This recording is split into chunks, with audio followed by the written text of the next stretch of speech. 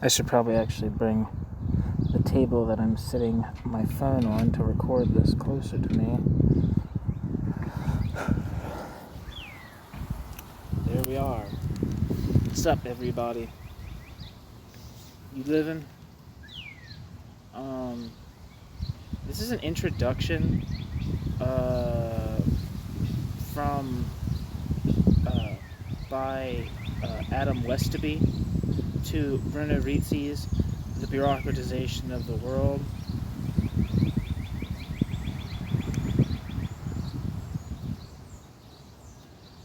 To my understanding, from what I've heard, I don't know, I haven't read it myself, but I'll take their word for it, that this text, his introduction, is kind of a whitewashing of Rizzi, because Rizzi held anti-Semitic and pro-fascist views on anti-capitalist grounds, and I believe that this introduction doesn't fully account for that. And indeed, this entire translation of Rizzi's work, The Bureaucratization of the World, is omitting the section, it's only of part 1, I believe, and it omits the section that Rizzi wrote on the Jewish question, which is, from the excerpts I've seen from it, is pretty disgusting. Yeah. So I'm going to read the preface too, in addition to the introduction. Yeah, and I don't know who Adam Westoby is. It would be probably nice to know who he is. Anyway, here's the preface. The purpose of this volume is to make available in English a text which had for many years a reputation wider than its accessibility, and to provide in the introduction some information on Bruno Rizzi, on the circumstances in which in 1938 to 39, he wrote La Bureaucratisation du Monde, or Bureaucratization of the World, and on the book's reception. Preparing this edition proved more involved than its scale would suggest. Consequently, I relied on help from a number of people to whom I should like to express my appreciation. Pam Steele provided invaluable secretarial assistance. Massimo Orlandi of Turin University and Nino Rizzi, Bruno Rizzi's son, provide access to Rizzi's papers, copies of other publications, and much useful information. Pierre Neville has generously allowed me to interview him on his acquaintance with Rizzi in the 1930s and illuminate a number of questions. Daniel Bell, Irving Howe, George Brightman, Walter Goldwater, and Albert Glotzer patiently responded to my inquiries on Rizzi's reception among the American left and on other matters. My parents, Flo and Jack Westoby, shouldered much of the burden of initial translating. Bob Sutcliffe, Stephen Murray, Walter Kendall, Carl Levy, and Ben Cousin assisted with a variety of references and queries, and staff at the Open University Library, the Halton Library, Harvard University, and other libraries consulted were unfailingly helpful. Damn, he's got everyone in here. Successive editors of Tavistock Publications and Frank Parkin, as general editor of this series, combined their support with forbearance for a project which took much longer than I anticipated. I am grateful also to the Open University and its School of Education for allowing me study leave and a research grant to pursue the work. Okay, that's the end of the preface.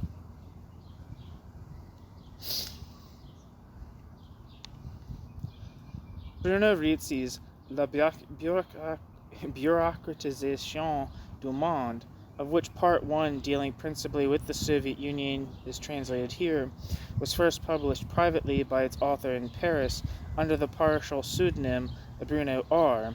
during September 1939. Rizzi, an Italian, was a commercial traveler in shoes and a man of pronounced, if hard to categorize, political opinions. Frequently traveling outside Mussolini's Italy, he was, during the late 1930s, in tangential contact and argumentative discussion with various circles of anti-Stalinist communist followers of Amadeo Bordiga, and particularly Trotskyists. La Bureaucratisation du Monde was provided by and consists partly of polemic against their attempts to accommodate the Soviet state within Marxist theory. Rizzi's book, however, was impounded by the French authorities in early 1940 under circumstances which are explained below, and the original edition has since then been a great rarity. Nonetheless, it has acquired a reputation as a source of social and political ideas which gained wide currency after the war, and it has frequently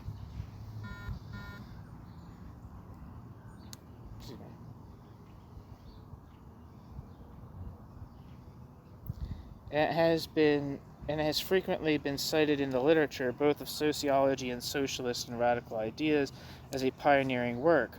An important part of its reputation stems from the fact that Trotsky of Mexico received a copy in 1939 and gave its arguments a prominent place in his debate with his dissident followers, James Burnham and Max-Shachtman, on the nature of the Soviet regime, a debate which has proved influential upon subsequent Marxist thinking and more widely. Among La Bureaucratisation du Monde, varied ideas and assertions are indeed several that gained rather wide circulation. Some arise within the loosened framework of Marxist historical and social theory, as it sought to adjust to Stalin's Russia.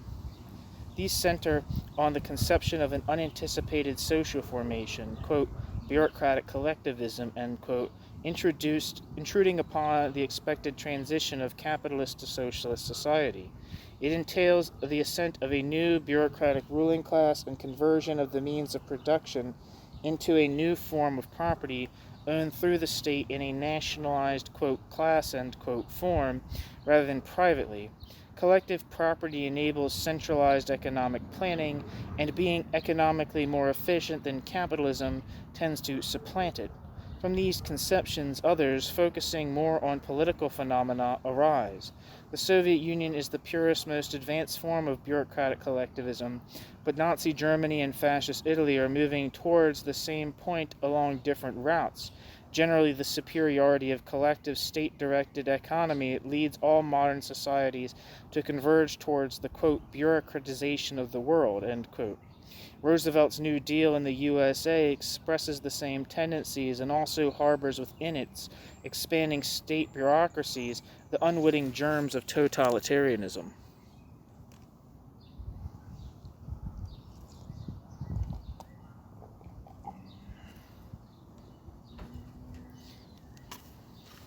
Such arguments can certainly be regarded as seminal. James Burnham, in his book of the same title, first published in 1941, but put into popular circulation the idea of the, quote, managerial revolution, end quote. That rule based on private property was being displaced, not by the working class, but by new elites grounded in managerial and technical power. And the idea of the, quote, convergence, end quote, of opposed social systems present in Burnham recurred in other variants, from journalism to rather general social and economic theories. They share the notion that industrial societies are being propelled by common economic and organizational imperatives to an increasing resemblance. But perhaps the main idea which Rizzi could claim to have fathered was the neo-Marxist notion of a communist society as a distinct social form. In his terminology, quote, bureaucratic collectivism, end quote, a fact which turned upon its being ruled by its own, quote, new class, end quote. Milovan Žilas, Tito's wartime lieutenant, and perhaps did most to make this conception prominent. Žilas acted as a theoretical tribune of Yugoslav communism after its breach with the Soviet Union in 1948. But in 1952, Žilas began to turn his criticisms against the Yugoslav political bureaucracy. Žilas hesitated long, however, before characterizing it as a, quote, new class, end quote. The implications for Marxist theory ran deep. As Gillas had earlier explained, there is a crucial difference between a caste based on functions of control and a class based on ownership. If the Soviet bureaucracy, quote, were a new class, its victory could not be prevented, end quote. Trotsky had drawn precisely the same implication from Rizzi's book in 1939. It was on that ground that he rejected the characterization of Stalin's Russia as a distinct social order dominated by a ruling class, and the problem of the grounds and permanence of communist rule has not become less germane since then. Gillas's The New Class, smuggled out of Yugoslavia and published in 1957 in the aftermath of the Hungarian Revolution, created a considerable impression and renewed interest in such conceptions in the West. This led to a partial resurrection of Rizzi by scholars interested in Marxism's pre-war but enduring dilemmas, and among whom Rizzi's name had a sort of, quote, underground reputation. In 1958, Boris Souverin's journal Le Contrat Social published an article by George Henine, which recalled Rizzi's book, regretted that he had disappeared in the war, and awarded him posthumous credit for the ideas of Gillas's, quote, new class, end quote. I don't know when it'll be posted on this channel, but I recorded a video or an audio book thing by Daniel Lapotz, who's like affiliated with the Third Camp, and his piece about Boris Souverin and Trotsky's debates in the late 1920s. But in that, it says that in Boris Souverin's later career, he becomes like an anti-communist, and in like the right-wing sense of that term. And I think that his Le Contrat Social was part of that right-wing shift. Anyway, this provoked a lively correspondence, including contributions from Pierre Naville, who had known Rizzi in Paris in 1938 and 39, from Rizzi himself, indignantly alive and asserting his originality, and from the former American Trotskyist Hal Draper, who had visited Bruno Rizzi in Italy shortly after Daniel Bell explored the, quote, strange tale of Bruno R., end quote, in New Leader. Rizzi's 1939 book remained, however, inaccessible to many of the participants. Recognition came to Rizzi rather late in his native country, where he had continued to publish, but mainly privately and little read, after the war. However, in the 1970s, a number of Italian academics had become interested in Rizzi's work, and in 1977, the year of his death, Rizzi was hailed by Bettino Craxi, leader of the Italian Socialist Party, as a pioneer thinker of democratic socialism and theoretical analyst of totalitarianism. To a degree, La Bureaucratisation du Monde was a path-breaking work. However, absence of the text was combined with the reliance on indirect reports and quotations to encourage various misapprehensions about the 1939 book and its author, some of which a more exact account must attempt to correct. Although it has acquired a sociological reputation, La Bureaucratisation du Monde is, to at least a great extent, a political tract, with all the abrasiveness and perishability of that genre. This is so in two senses. Rizzi completed and published it in great haste, in response to the fast-moving crisis of international politics in 1939. And much of its argument is cast as polemic against the left communist groups Rizzi was in contact with. Rizzi was, despite his disclaimers, a strongly political person who drew on theoretical concepts, but often eclectically and inconsistently, in response to the immediate political conjuncture. To elucidate the circumstances of La Bureaucratisation du Monde's genesis and production. Therefore, this introduction must attend to Rizzi's political career no less than to abstract intellectual influences. I think I can put this back where it was. Sorry, I had to move that because I think a pretty gnarly gust of wind or something made me do it. I can't remember now. How fast we forget. Rizzi's life up to and during the war is sparsely documented. For much of our information, we must rely on his recollections, long after the events, and on accounts he gave to others, such as Pierre Neville, after the war, sources which, in some particulars at least, are almost certainly misleading.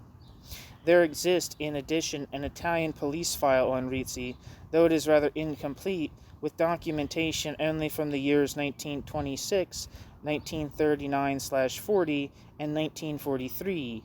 However, a biographical sketch may be assembled. Footnote. Rizzi's introductory and additional essays in the edition which he published in Italian in 1976 of the first part of the Bureaucratisation du Monde contains many comments and recollections on his career. Some information can also be gleaned from various items among Rizzi's papers deposited at the University of Turin after his death. The Archivio dello Stato in Rome contains a file, Casellario Politico Centrale, reference number 33507, of 30 short documents concerning Rizzi. This is listed among the references and cited hereafter as Rizzi's file. The documents are mainly police or Ministry of the Interior public security memoranda and relate to the following events and years: Rizzi's unsuccessful application for a passport in 1926, Rizzi's attempt to have Part 3 of the Bureaucratisation du Monde translated in 1939, and his subsequent departure from Milan to France, mail intercepts, police inquiries, and an alert notice to frontier stations concerning Rizzi in 1940, and correspondence on his application to the Italian consulate in Paris in 1943 to renew his expired passport. However, other documents listed or referred to within the file are missing from it. Episodes not directly covered on the file include Rizzi's successful application for a passport in 1934, its renewal in 1937 and 1939, and his application to the Milan police in 1937 to publish his Dove va U, I don't know what it says, what that means, URSS. It's in Italian. Release of Casellario Politico Centrale material of this period is, apparently, still subject to the approval of the Ministry of the Interior. End footnote.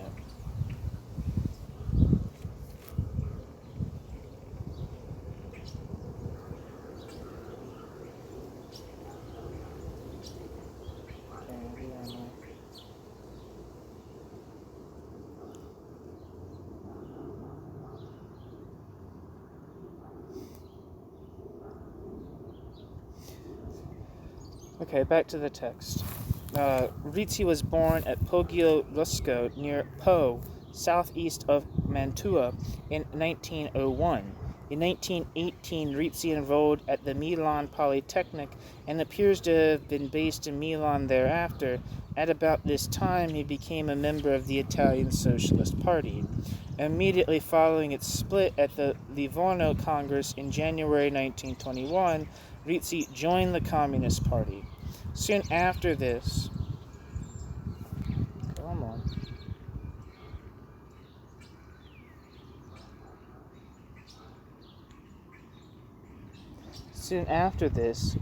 he gave up his studies and became a shoe salesman and political activist. Sometime thereafter, he began to find the Comintern orthodoxy of the Communist Party too constricting and took up positions critical of the party leadership. Although he was never part of the opposition current around Bordiga, Rizzi wrote he frequented their circles. Eventually, Rizzi quit active politics in order to give himself time to, quote, reflect, end quote. A possibly partly alternative version has him expelled or excluded from the Communist Party, following his attempts to communicate to party leaders his suspicions regarding the identity of an informer responsible for repeated arrests among the Milan Federation. Rizzi's own dramatic account of the episode relates his being arrested and interrogated by communists posing as policemen. Police reports show that in May 1926, Rizzi applied for a passport to visit Austria and France as a commercial traveler, giving as a supplementary reason his wish to consult medical specialists abroad. By this time, though professing communist theories, Rizzi apparently abstained from open propaganda, partly because he was personally known to fascist activists. In 1929, Rizzi was reportedly admitted to a clinic for mental illnesses. Police reports in 1939 to 43 refer to him as, quote, mentally unbalanced, end quote. In 1934, Rizzi was granted a passport and was able to travel abroad selling shoes. This he often did both to other parts of Europe, especially the south of France, and as far afield as the Sudan. Long afterwards, Rizzi recalled being, quote, decisively of the opposition, end quote, from 1929 when he obtained the German version of Trotsky's The Real Situation in Russia, that is, the volume containing the suppressed, quote, platform, end quote, of the 1927 joint opposition from the 15th Soviet Party Congress. It was first published in German in 1928.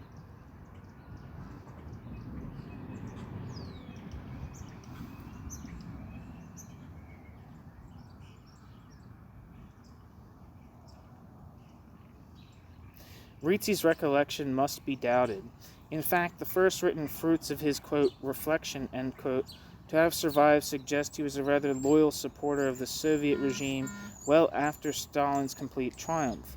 This is a letter he prepared to the Soviet authorities, responding politely to Soviet official comment on the first five-year plan, 1928/29 to 33, and offering some observations based on his own quote, experience of 15 years in bourgeois trade, end quote, and intended as constructive criticism on the usefulness of the distributive and retail trades within the Soviet economy. Rizzi argues that far from being, quote, parasites, end quote, or bourgeois survivals, as many Bolsheviks imagined, those employed in distribution have a crucial contribution to make, particularly in the, quote, technical criticism, end quote, of products and in adjusting production to the scale of consumer demand. It behooves Soviet planners to take the views of workers in distribution fully into account as the best barometer of consumers' needs and wishes. Some of these preoccupations, if not propositions, anticipate those of his later and especially post-war writings, particularly the idea of the information conveyed by free consumer markets as essential. However, by the early months of 1937 at the latest, Rizzi had read Trotsky's lengthy assessment of the situation in the Soviet Union, The Revolution Betrayed. His first published work, Where is the USSR Going? This is Rizzi's first work, Rizzi 1937, written in March 1937, and printed, parenthesis, at his own expense, end parenthesis, in Milan in June, is largely a paraphrase, in parts a direct translation, of The Revolution Betrayed. It is likely that Rizzi drew on the French edition, which became available in late 1936. Rizzi preceded his use of Trotsky, however, with two chapters of his own, in which he blamed Stalin for the assassination of Kirov and denounced the Moscow trials then taking place. According to Rizzi, the book's vigorous anti-Stalinism allowed it to gain the temporary approval of the Italian censorship authorities, although the censor later changed his mind. At all events, it was ordered to be impounded in September.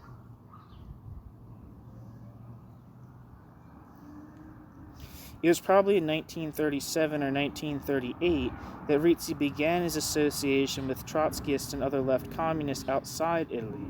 Rizzi has indeed sometimes been represented, at least in the period before Le Bureaucratisation du Monde simply as a Trotskyist. See, for example, Kolakowski, 1981, and Deutscher, 1979, Silverio Corvisieri's account of Italian Trotskyism repudiates the possibility on the grounds that Rizzi was both sympathetic to Mussolini and anti-Semitic. The reality was more complex, and Rizzi's political attachments very varied.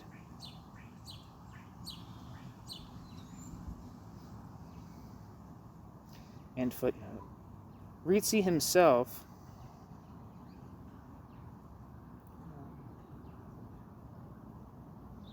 has contributed to this belief. In the preface to the third part of the 1939 edition of Le Bureaucratisation du Monde, he explained that another, quote, unpublished work of the same period was written, quote, to combat opportunism and lead the workers toward the Fourth International, end quote. This is the manuscript of Anti-Labriola by Rizzi. And the biographical note to the 1977 Italian edition, prepared with Rizzi's collaboration, describes him simply as having joined the Communist Party and later the Fourth International, leaving the latter after a polemic with Trotsky. Rizzi's political alignments, however, were somewhat more complex. Footnote. French Trotskyism in this period was itself not uncomplicated. For a schematic view, see the much bifurcated diagram in Roussel, 1972.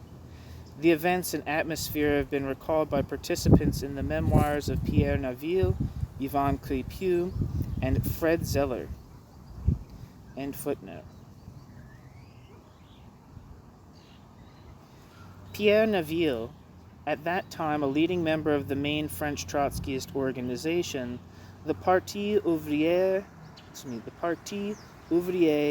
Internationaliste, recalls that he, Naville, first encountered Rizzi in the winter of 1938 when Rizzi arrived in their small offices in Paris and introduced himself, referring to his "Where is the USSR going?" of which, however, he had not brought a copy.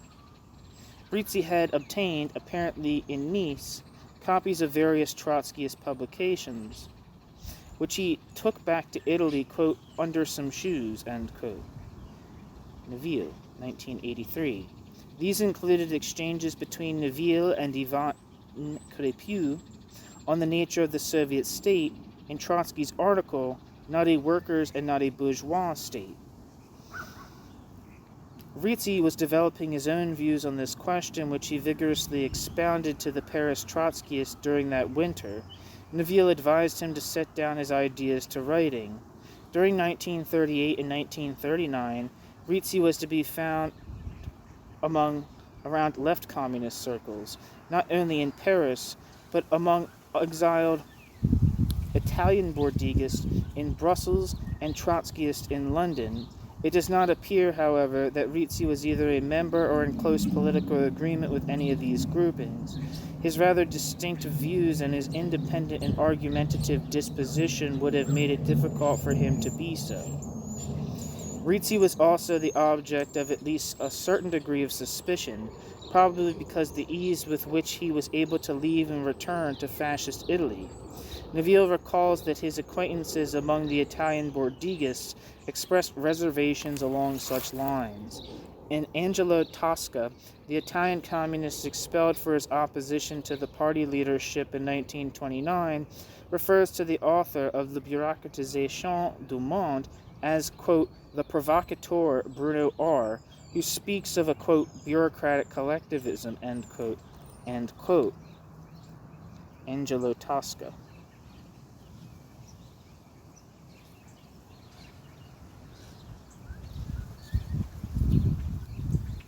On Rizzi's own account, he was on civil, if disputatious terms with Italian Bordegists and French and British Trotskyists, but was, quote, repulsed, end quote, by the few Italian Trotskyists in exile in Paris who regarded him as a spy. The sensitivity of the anti-Stalinist left at this time is understandable. They were, after all, the targets of a number of attempted and successful assassinations on the part of Soviet intelligence services, including the killing of Trotsky in August 1940, and Mussolini's agents also attacked his opponents in exile. Rizzi's own habit of addressing personal letters to the most powerful figures of the times, including Stalin, Hitler, and Mussolini, bespeaks traits of character which would have been unlikely to reassure the left-wingers he associated with.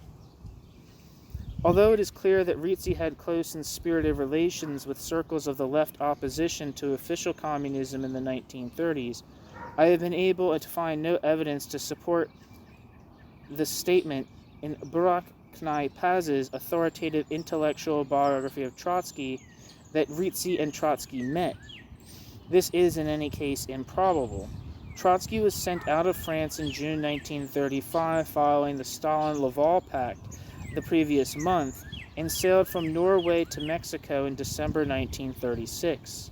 Moreover, the internal evidence of Rizzi's relevant writings, including 6 letters from Rizzi to Trotsky in 1938-39, strongly suggests no direct acquaintance between the two men.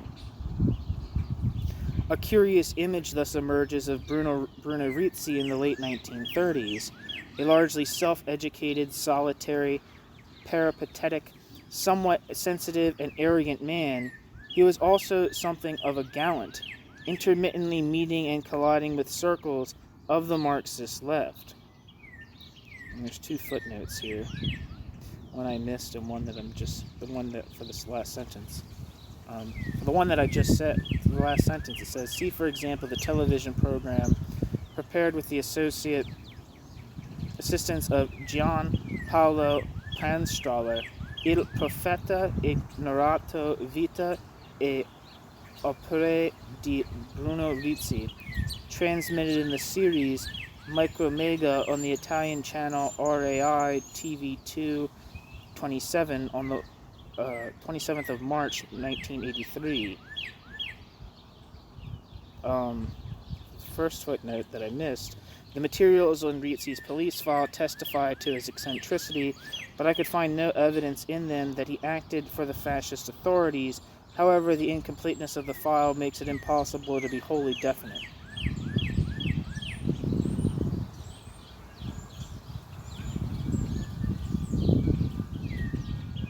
End footnote. Within these circles, bereft of power and violently execrating from various points of the political compass, Rizzi sought to gain a hearing for the ideas he was developing on fascism, Stalinism, and the character of modern society, meeting a by and large unenthusiastic reception. He denounced his audience as hidebound and, quote, orthodox, end quote. La Bureaucratisation du Monde thus took shape, so to speak, on the uneasy fringe of fringe movements, and it did so in uneven bursts of composition, both because the impulsiveness of Rizzi's character caused Rizzi to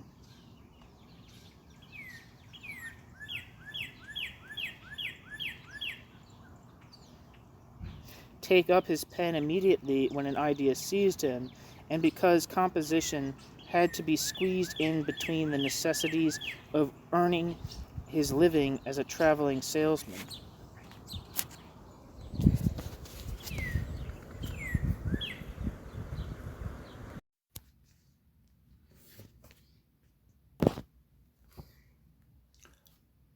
What of the intellectual trajectory which brought Rizzi to the bureaucratization of the world?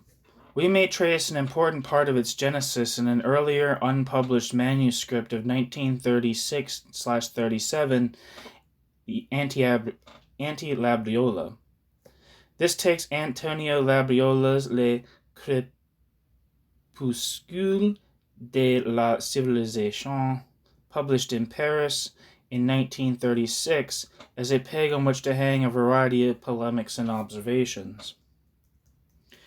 Rizzi undertakes both an account and a criticism of Labriola's general view of the development of civilizations as analogous to that of natural organisms. Contrary to Labriola, Rizzi argues civilizations do not, in general, suffer individual death, at least not from internal causes, but reproduce or renew themselves internally through, quote, renaissances, end quote. It is, moreover, false of Labriola to infer, from the fact that there is now one single, universal civilization, capitalism, and that it is in decline, that the future cannot be one of historical progress, or, more generally, that the idea of progress is an ideological illusion peculiar to the capitalist period, and that the development of competing, quote, Caesarisms, end quote, will lead to their mutual massacre. Quote, Caesarism, end quote, by which Rizzi primarily means fascism, is, in reality, the form of internal renewal of a decaying capitalist civilization. Its principal characteristics are the substitution of private property in the market by state ownership and intervention. The key ideas of the bureaucratization of the world.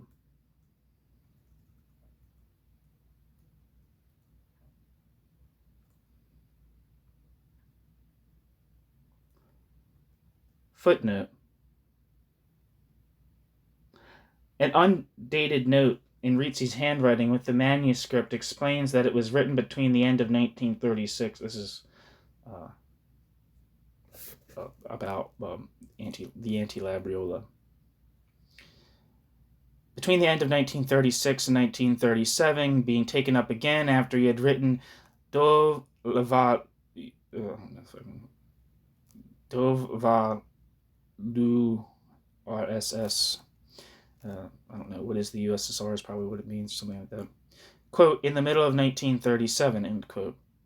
It was written to, quote, combat opportunism, defend Marxism, to oppose theoretical demoralization, and to understand fascism better, end quote.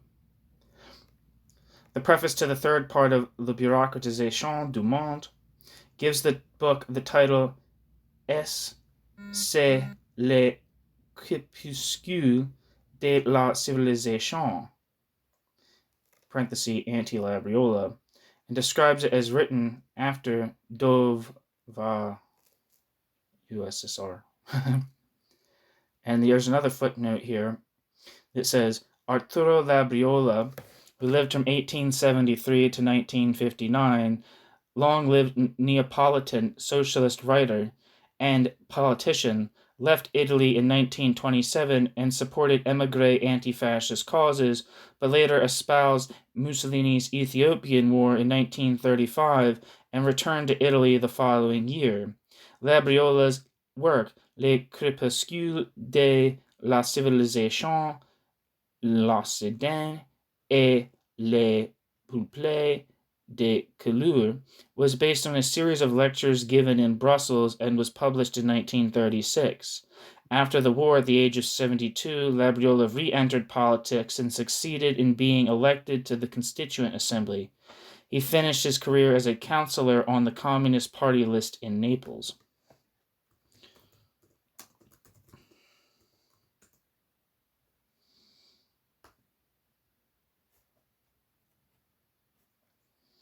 Yeah, it says Arturo, on the Wikipedia, it says Arturo Labriola was an Italian revolutionary syndicalist and socialist politician and journalist.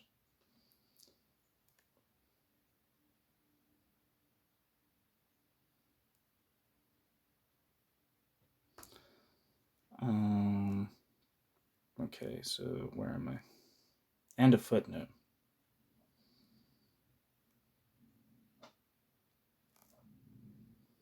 Quote, the most striking thing about the totalitarian state is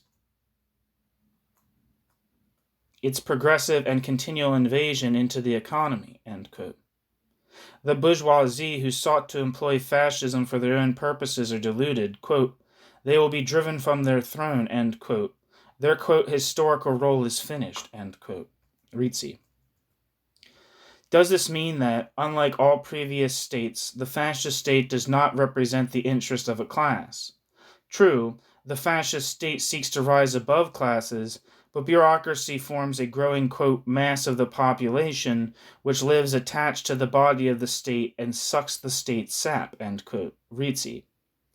It is possible that fascism may be, quote, suffocated by the bureaucratic hypertrophy, end quote, but equally, quote, the bureaucratic danger may lead to its further distancing from the bourgeoisie and, at the same time, its rapprochement with the proletariat to become the state of this class, end quote. Rizzi. In a somewhat casual, uneven way, therefore, Rizzi begins to formulate his view of the totalitarian bureaucratic state around the example of Italian fascism.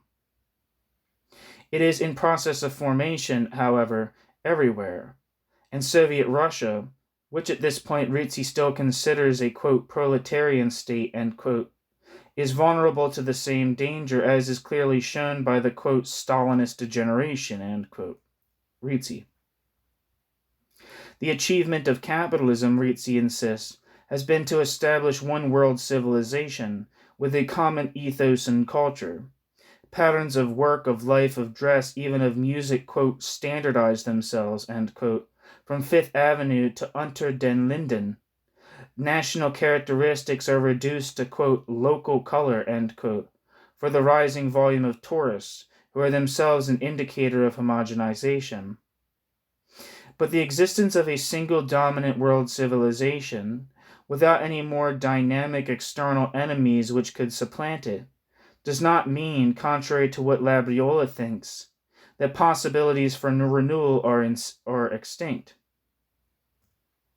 Within this general civilization, based on its universal productive relations, a common germ is being incubated, first of all in the fascist states. It, quote, wishes to be the vaccine which would combat the microbes which have infected capitalist society. But, oh, surprise, it increasingly takes on these microbes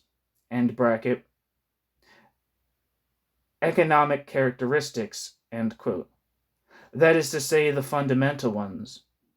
Private property has not been removed at one go as in the Russian Revolution, but, quote, private property is continually being eaten into, end quote, is being placed in the service of the state and controlled by economic plans. Thus, quote, the latent forces which are in play in the depths of society prevail over men's will and impose their reality, end quote. Rizzi.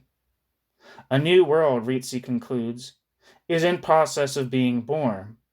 Its basic, quote, economic physiognomy, end quote, emerges in, quote, the Russian experience as well as the fascist and Nazi experiences, end quote.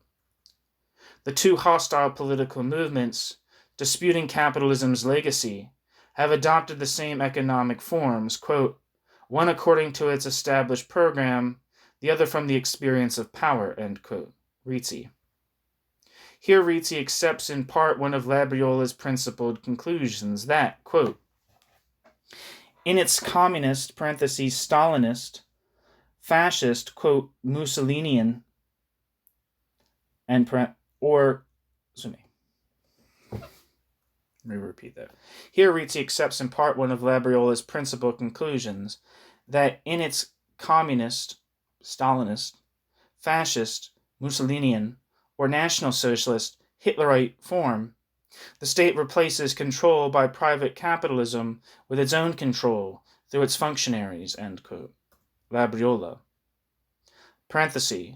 Labriola adds the further question whether in the Soviet Union, quote, a new ruling class is being formed from the leading elements of the Communist Party and the state bureaucracy, end quote. End parenthesis. Labriola. The arguments of anti-Labriola are more universal in scope than those of the bureaucratization of the world, which is, at one level, the working out of its contemporary political implications. The earlier work carries traits very distinctive of Rizzi, based more on experience and common sense than on scholarly immersion in theoretical or historical literature. It has no fear of speculative leaps. Formerly Marxist and, quote, economist, end quote, Rizzi nevertheless seeks to follow Labriola in comprehending societies in the round, taking their control their cultural and psychological aspects as essential. The work is a polemic, yet still prisoner of its target. Though Rizzi gives it a bold, particular twist, its historical sequence and its examples derive directly from Labriola. But despite his belief in, quote, progress, end quote, Rizzi is a pessimistic observer of Western decadence and decline. He prefers Oswald Spengler to Arturo Labriola, and his theory seeks exit from it on an eclectic political voluntarism. I'm going to look up Spengler real quick for people who don't know, and to give myself a refresh.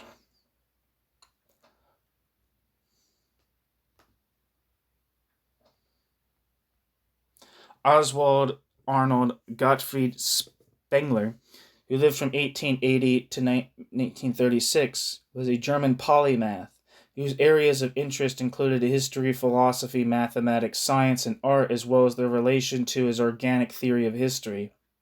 Spengler is best known for his two-volume work, The Decline of the West, published in 1918 and 1922, covering human history. Spengler's model of history postulates that human cultures and civilizations are akin to biological entities, each with a limited, predictable, and deterministic lifespan. Spengler predicted that about the year 2000, Western civilization would enter the period of pre-death emergency, whose countering would lead to 200 years of Caesarism, extra-constitutional omnipotence of the executive branch of the government, before Western civilization's final collapse. Spengler is regarded as a German nationalist and a critic of republicanism, and he was a prominent member of the Weimar-era conservative revolution.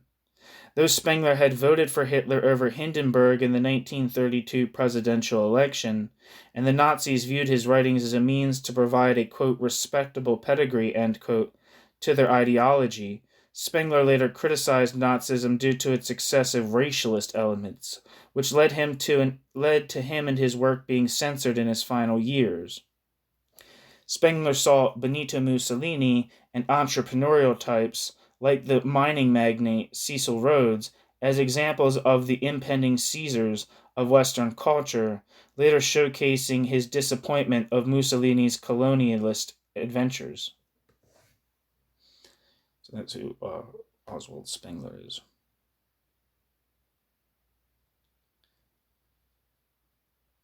So let me reread that sentence. But despite his belief in, quote, progress, end quote, Rizzi is a pessimistic observer of Western decadence and decline. Rizzi prefers Spengler to Labriola, and Rizzi's theory seeks exit from it in an eclectic political voluntarism. Labriola, along with Bernstein, Rizzi denounces for his, quote, Buddhist, end quote, and contemplative subservience to bourgeois interests. Unconcerned with philosophical conundrums, Rizzi leaves unresolved and almost unexplored numerous contradictions between economic necessity and political will.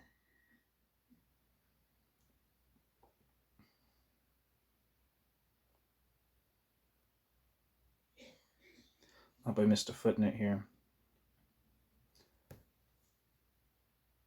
Two studies by Gianno Paolo Pranstraller attribute considerable importance to Rizzi as a contemporary prophet of the decline of the West through strangulation of the market at the hands of bureaucracy. These works do not, however, consider anti-Labriola.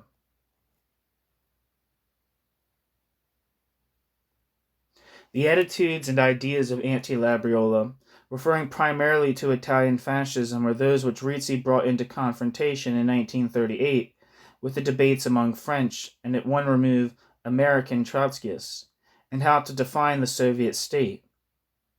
The bureaucratization of the world was the first published result.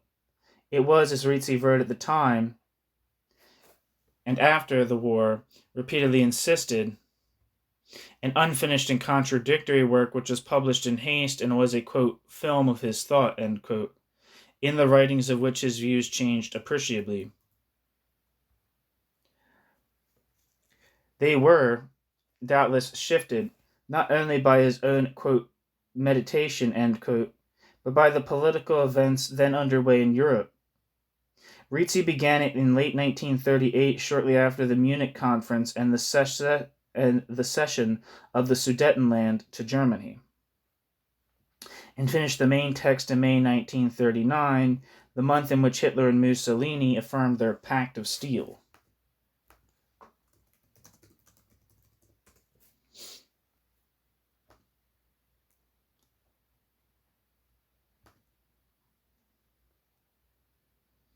And in which Molotov replaced the Jewish Litvinov as Soviet foreign minister, a gesture which was to prove prefatory to the pact with Hitler in August. So I'm going to read some background things here. The Pact of Steel, formerly known as the Pact of Friendship and Alliance between Germany and Italy, was a military and political alliance between Italy and Germany. The pact was initially drafted as a tripartite military alliance between Japan, Italy, and Germany. While Japan wanted the focus of the pact to be aimed at the Soviet Union, Italy wanted the focus of it to be aimed at the British Empire and France. Due to this disagreement, the pact was signed without Japan as a result. It became an agreement which only existed between Fascist Italy and Nazi Germany. Signed on the 22nd of May, 1939 by foreign ministers Galeazzo Ciano of Italy and Joachim von Ribbentrop of Germany. Together with the Anti-Comintern Pact and the Tripartite Pact, the Pact of Steel was one of the three agreements forming the main basis of the Axis alliance. The pact consisted of two parts. The first section was an open declaration of continuing trust and cooperation between Germany and Italy. The second section, the, quote, secret supplementary protocol, end quote, encouraged a union of policies concerning the military and the economy. So that was one thing to look up.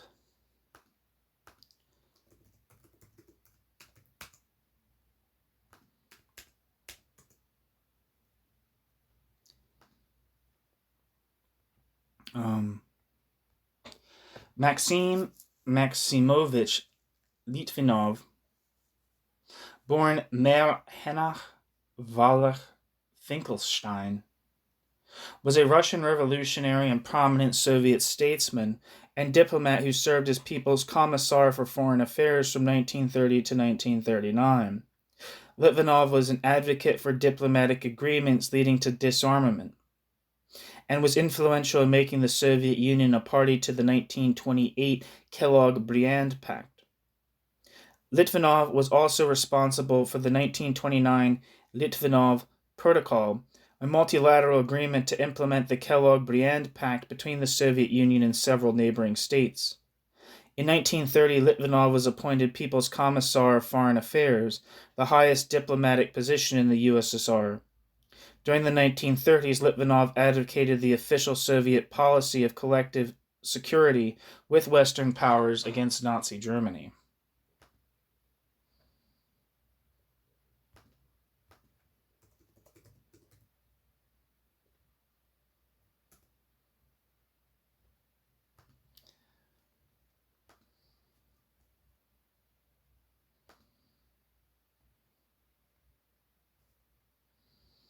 And Vyacheslav Mikhailovich Molotov, who lived from 1890 to 1986, was a Russian and later Soviet politician and diplomat, an old Bolshevik, and a leading figure in the Soviet government from the 1920s onward.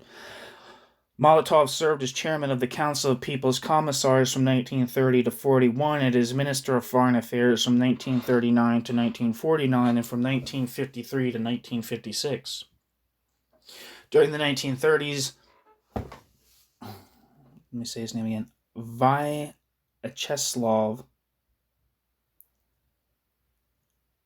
Molotov ranked second in the Soviet leadership after Joseph Stalin, whom I gotta practice saying this.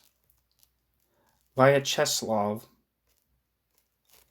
supported loyally for over 30 years, and his reputation Vyacheslav Molotov continued to defend after Stalin's death. As People's Commissar for Foreign Affairs in 1939, Molotov became the principal Soviet signatory of the German-Soviet Non-Aggression Pact, also known as the Molotov-Ribbentrop Pact. Vyacheslav Molotov retained his place as leading Soviet diplomat and politician until March 1949, when he fell out of Stalin's favor and lost the Foreign Affairs Ministry leadership to Andrei Vyshinsky. Vyacheslav Molotov's relationship with Stalin deteriorated further, and Stalin criticized Molotov in a speech to the 19th Party Congress. Vyacheslav Molotov was reappointed Minister of Foreign Affairs after Stalin's death in 1953, but staunchly opposed Nikita Khrushchev's de-Stalinization policy, which resulted in Vyacheslav Molotov's eventual dismissal from all positions and expulsion from the party in 1961. After numerous unsuccessful petitions, Molotov was readmitted in 1984. Molotov defended Stalin's policies and legacies until his death in 1986 and harshly criticized Stalin's successors, especially Nikita Khrushchev. So, there. I'm going to repeat all that, that last sentence.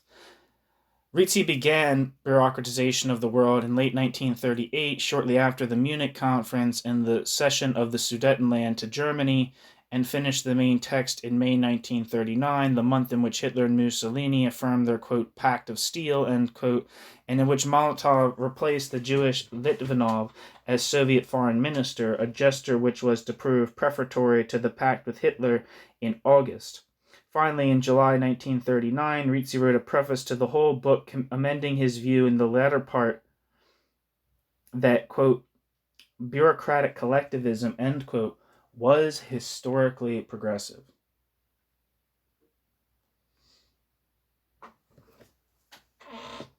So, I don't know. I mean, you're reading some of the reviews of this book, and it's kind of like saying that the book kind of masks Rizzi's problematic politics. And I haven't heard anything about anti-Semitism come up thus far. But if he views, it kind of follows logically just from the fact that, okay, if bureaucratic collectivism is being pushed in both Stalin's Russia as well as Fascist Italy and Nazi Germany, and bureaucratic collectivism is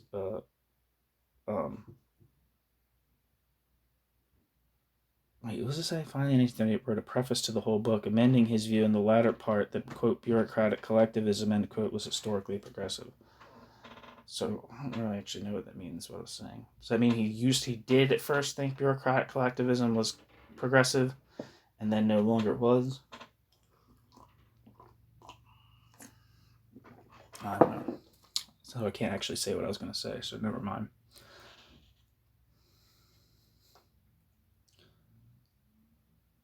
Since the war, a certain number of confusions have arisen about the character and indeed the text of the 1939 edition.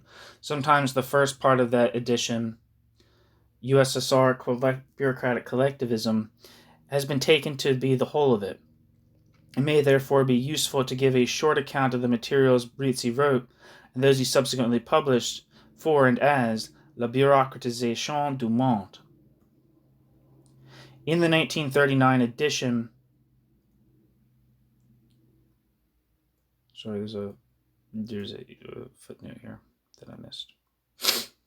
In 1967, Rizzi published an Italian, slightly truncated version of the first part with other post-war materials as La Bureaucratisation du Monde, Il Collectivismo Bureaucratico. In 1976, Rizzi republished the same part with partly different later materials and footnotes as Il Collectivismo Bureaucratico. A pirate edition of the first part only of the French text was issued by Champ Libre in Paris in 1976 with a brief cover note entitled accurately USSR Collectivisme Bureaucratique, Collectivisme Bureaucratique, la Bureaucratisation du Monde. In June 1977, Rizzi died in January 1977.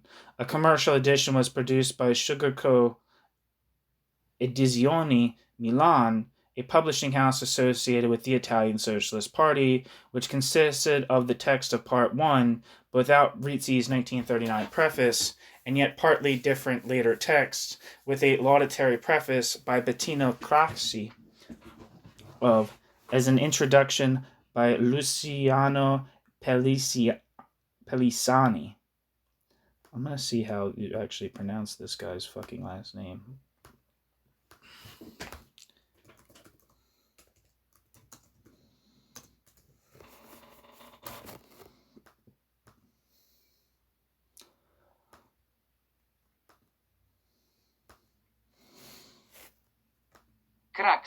Craxi. Okay, cool.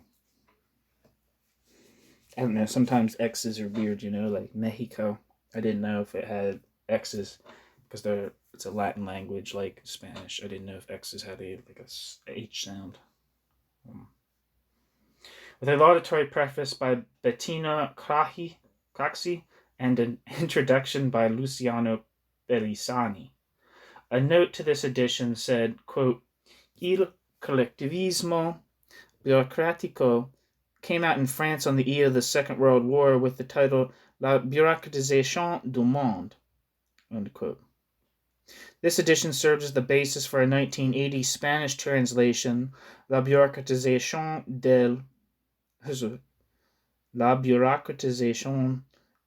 Mundo, accompanied by essays by Salvador Giner and Juan Ramon Capella.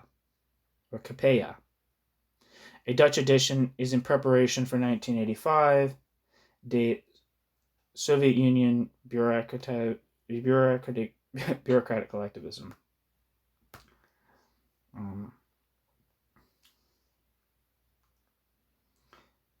Bettino Craxi was a politician of the Italian Socialist Party. I don't know who Luciano Pellicani was. It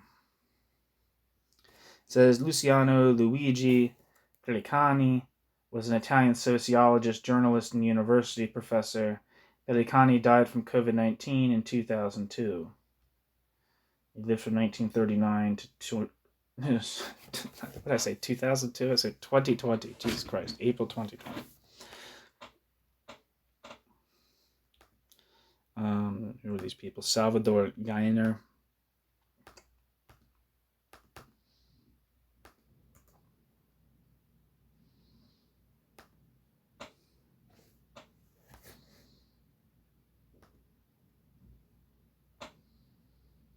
Salvador Giner y de San Julian was a Spanish sociologist who was president of the Institute of Catalan Studies between 2005 and 2013. Juan Ramon Capella.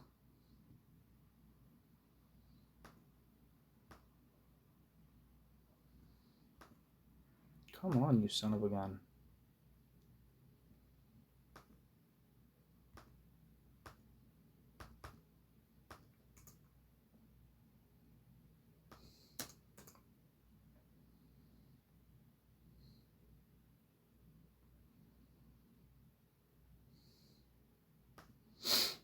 Yeah, it doesn't really seem like it's saying anything about him. So, yeah, I'll be done with that. That's the end of the footnote. In the 1939 edition, Rizzi recorded that the first part was, quote, conceived, end quote, in London during the end of 1938, but only given final written form in Milan during March 1939. This part, which deals principally with the Soviet Union, but contains the basic general ideas of the whole, opens with a direct response to the debate among Trotskyists on the class character of the Soviet state. It rejects the idea that the Soviet Union may be considered any form of either capitalism or socialism, and sets out with many empirical fragments and asides his neo-Marxist theoretical account of it as, quote, bureaucratic collectivism, end quote, presided over by a new ruling class owning collective property through the state.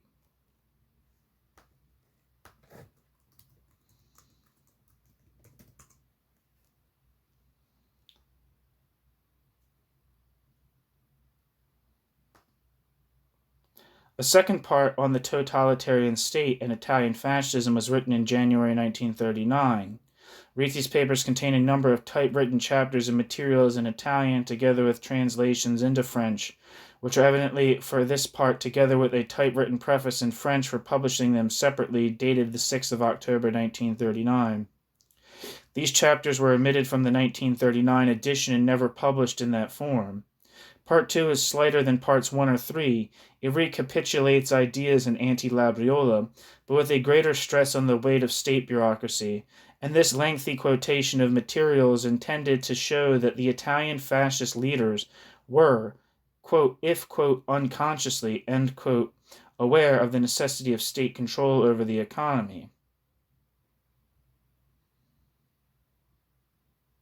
The third part, Quo Vadis America, on the New Deal in the United States and the appendices, were written in the first half of May 1939 in Milan.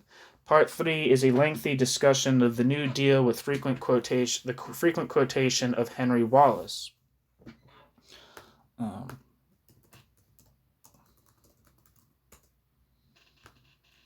Rizzi argues that those who carry out the economic support policies of the Roosevelt administration are, despite their intentions, preparing the ground for the state to engulf society.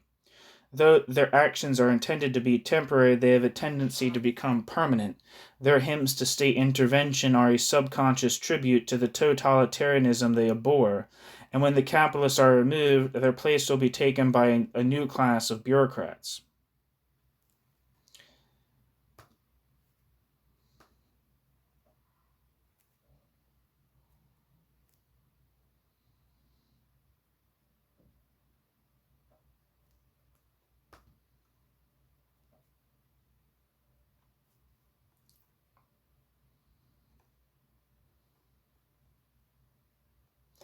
The appendix chapters form a mixed group, in which Rizzi abruptly launches and then alters his political viewpoints. They are discussed a little further below.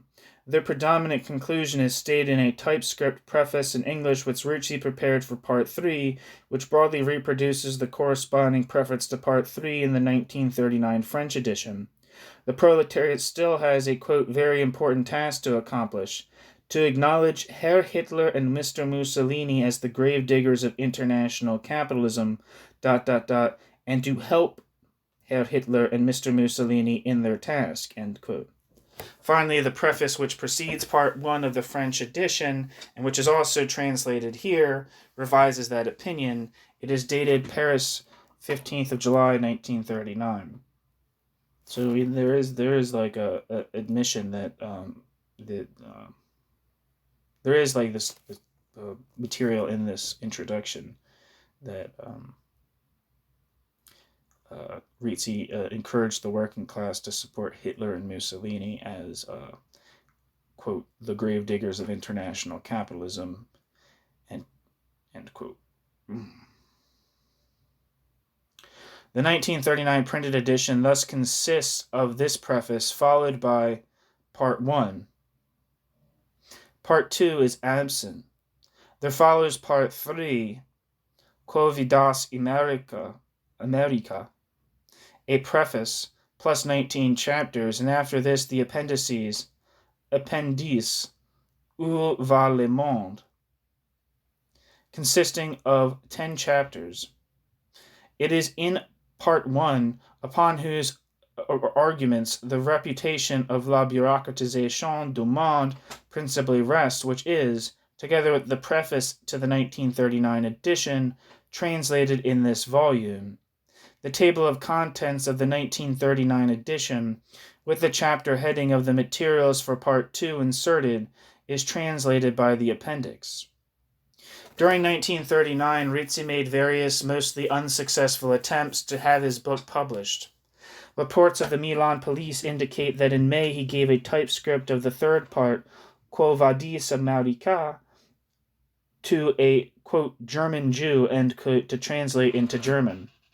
Before this was done, Rizzi explained to the translator that he intended to send copies to Hitler, Stalin, Trotsky, and Mussolini. At this, the translator took fright and handed the typescript to the police. Rizzi sought its return, then appealed in a letter to Mussolini, explaining that he intended to send it to the four prominent figures indicated, but also to publish the first edition in Italy, to be sold abroad. In July, however, Rizzi abruptly returned to France, giving up his job as a commercial traveler. From there, he pursued the efforts he had already begun to have the larger work published in French. Pierre Neville recalls that in the early months of 1939, Neville received a long manuscript posted from Genoa, where Rizzi apparently sent post abroad in an attempt to escape the attention of the police. Of what he was later to recognize as the basic text of La Bureaucratisation du Monde, with a letter from Rizzi asking Neville or his associates to have it translated and published. This was followed by a number of postcards repeating the request. Neville explained they had no resources to do this, and knew nothing further of the book until in December 1939 he noticed a copy displayed in a bookshop in Paris, which he bought. Neville, 1983. In the meantime, Rizzi had unsuccessfully approached a number of French publishers. He also sent an English translation to Victor Gallant in London. It was refused.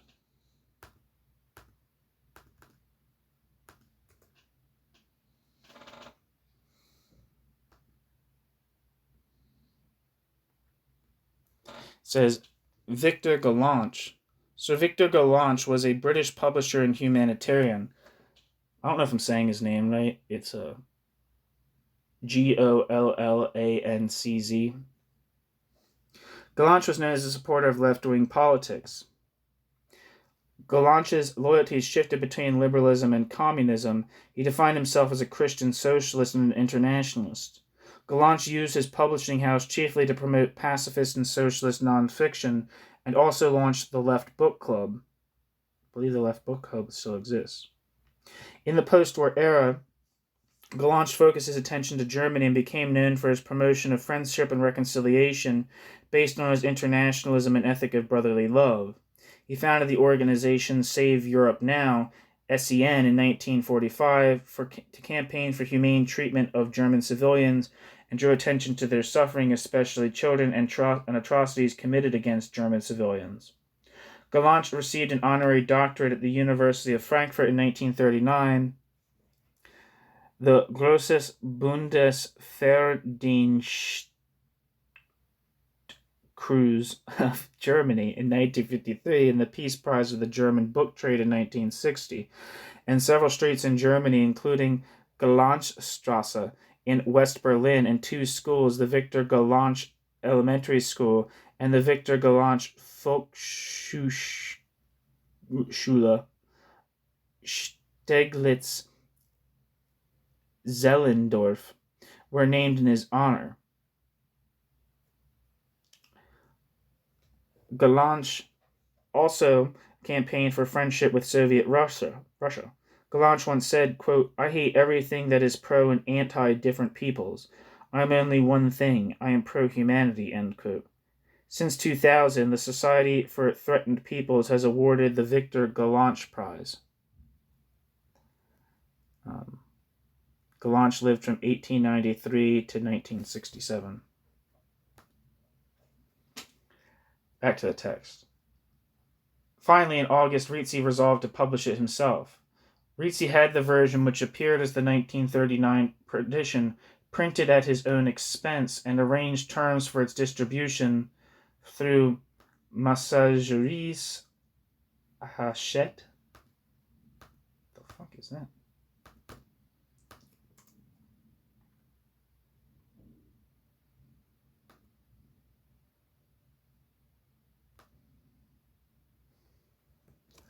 The Messageries Hachette, created in 1897 by the heirs of Louis Hachette and disappeared in 1945, was a French printed matter distribution organization whose original function was to deliver the written press to a given territory and through points of sale, but also books. I don't know.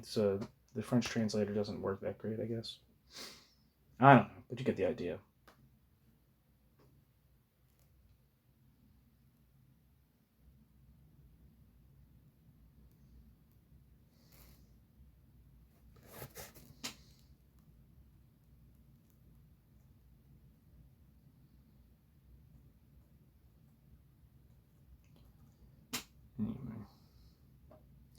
This was interrupted in September by official obstacles connected with the outbreak of war, and there was perhaps never a very full distribution. Evidently, however, some copies did go on display.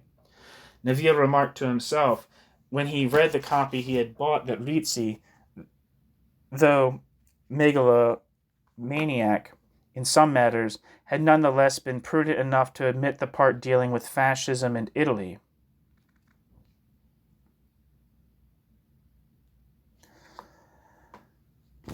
In fact, however, Rizzi made efforts during October 1939 to have this part translated and published separately by a commercial publisher under the title L'État totalitaire et la société nouvelle.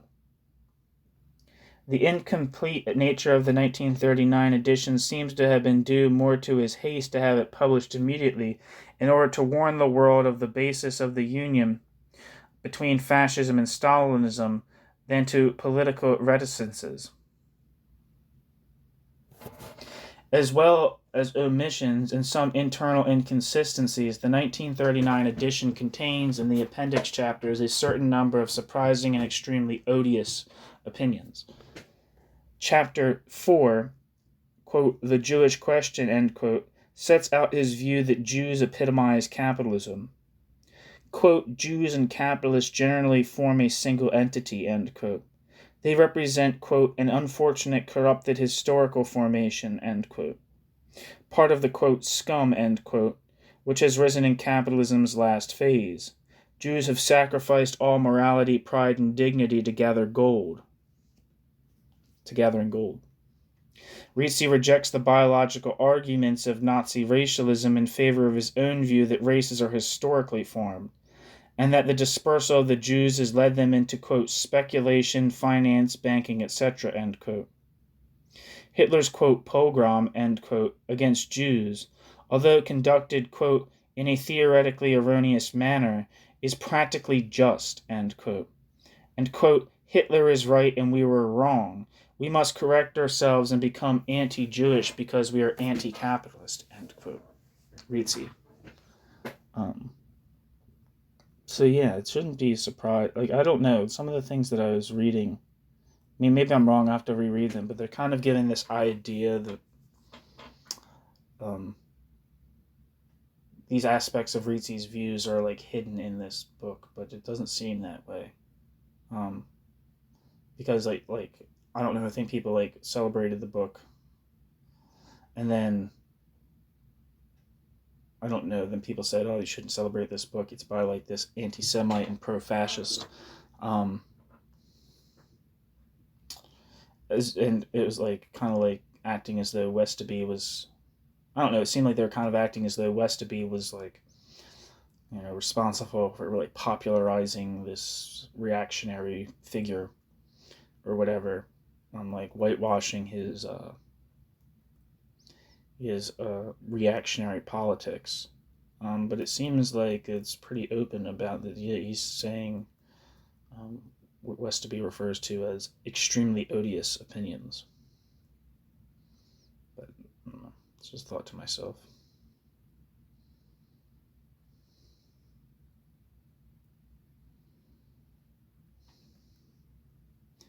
There's a footnote here.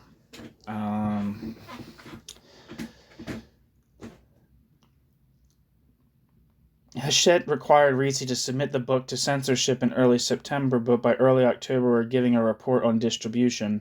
One of those who apparently read a copy soon after it was published was Isaac Deutscher.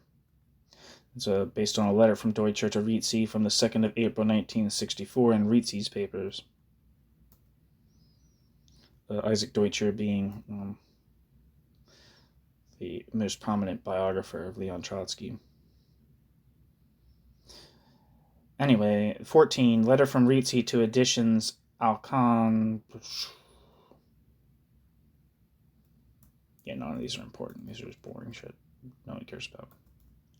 Anyway, Rizzi's alignment with Hitler is not only on the Jewish question, but a general one, founded on Marxist argumentation of a rigid orthodoxy and embellished with Hegelian terminology.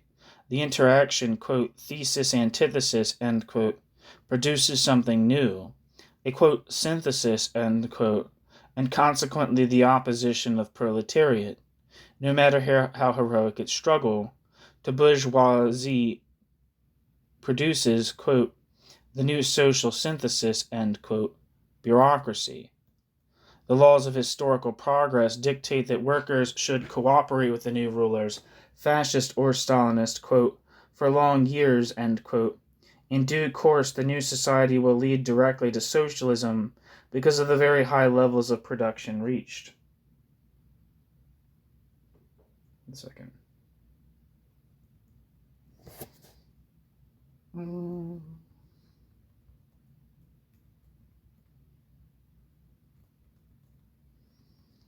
Yeah, I think it's break time.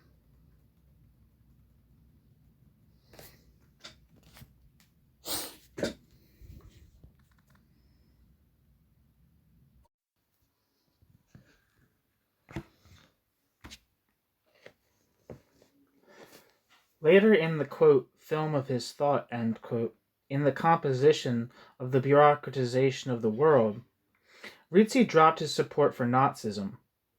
This phase, he suggested, was an aberration in the, quote, sinuous and very long voyage of our thinking, end quote. But his attitude to Jews was a deep-rooted one, which surfaced well after Hitler's genocide had become clear, even if its political implications wavered. In 1959, for example, Rizzi replied to suggestions of his anti-Semitism in Le Contrat Social by asserting that Marx, along with Engels, belonged to the, quote, Jewish secret society, end quote, and employed it to set up the First International. Before discussing La Bureaucratisation du Monde's reception and subsequent reputation, something should be said about Rizzi's life from 1939. Rizzi's departure from Milan may well have been in the nature of a flight from the imbroglio stirred up by his attempts to disseminate Quo Vadis America. In 1939, the police were making inquiries of his family and acquaintances in Milan, and shortly thereafter Italian frontier posts were alerted to report his presence. Sometime in the later part of 1939, it seems, Rizzi sought unsuccessfully French citizenship. Rizzi remained in Paris until August 1943. Much of this period, Rizzi later told Neville, was spent in semi-clandestiny. Rizzi lived in a room over the restaurant La Coupole, where a fellow Italian employed as a waiter gave him food. He visited the Bibliothèque Nationale frequently, and it was in this period that he prepared his writings on feudal society, which he published after the war. He remained a fervent admirer of Trotsky and was devastated by news of his death in August 1940. However, there were also, to say the least, some additional aspects of Rizzi's life in Paris from the autumn of 1939. At the beginning of 1940, the French authorities brought a prosecution against Rizzi for racial defamation on the basis of the passages from Chapter 4, the Jewish question, of the appendices of La Bureaucratisation du Monde. Rizzi was convicted, given a suspended sentence, fined, and stocks of his books were ordered to be impounded. This is why the 1939 edition is such a rarity. Rizzi's papers also contain a number of typed drafts from the autumn of 1939. Most are short, journalistic pieces of appeals on the theme of the Nazi-Soviet pact as the unity of the, quote, fascist, end quote, or sometimes, quote, feudal, end quote, social orders against Anglo-French capitalism.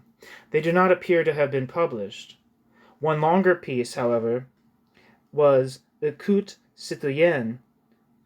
This is a 16-page pamphlet published in or after June 1940, which suggests that Rizzi made certain literary and political adaptations to the Nazi conquest of France in that month. The foreword, dated 19th of June 1940, i.e. 5 days after the fall of Paris, renounces all hope that the Anglo-French leaders of, quote, rotten plutocracy, end quote, could defend either freedom or their property against the dictators. Quote, a Judeo-Masonic dictatorship, as genteel and base as one may imagine, that's their democracy. Hitler and Mussolini, at least, are not hypocrites, end quote. The working people could only find salvation, Rizzi argued, if the country were cleansed of the, quote, Judeo-Masonic vermin, end quote, the parliamentary profession, the press and trade unions, end quote. Rizzi.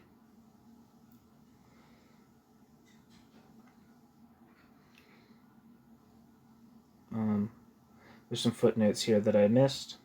Footnote 1. Anti-Semitism was an acute issue in Paris in the 1930s. The city then had, after Warsaw and New York, the world's third largest Jewish population. Their response to racialist pressures is described in Weinberg, 1980. Next footnote. Notice of conviction and sentence by le Tribunal Correctionnel for Chamber. I don't fucking know.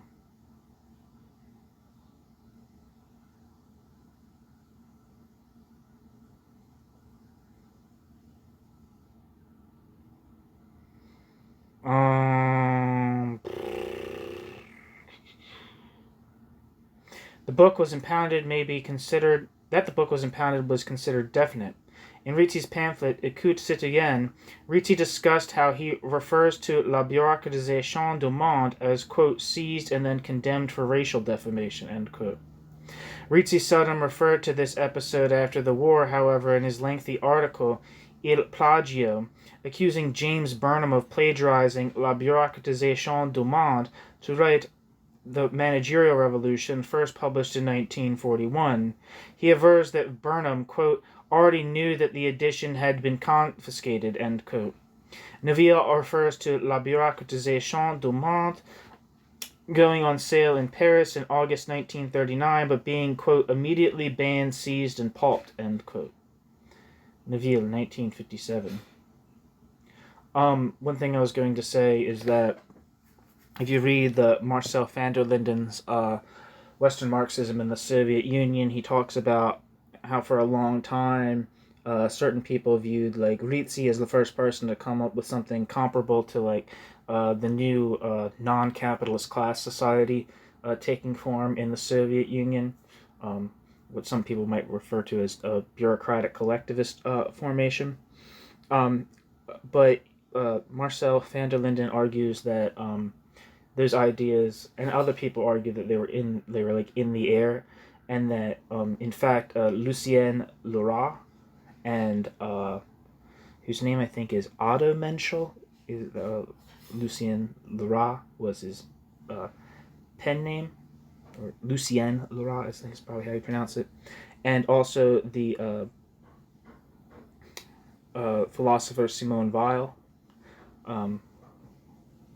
also came up with conceptions of the society in the USSR that were maybe not have called themselves this, but were comparable to a new class society on a non-capitalist basis.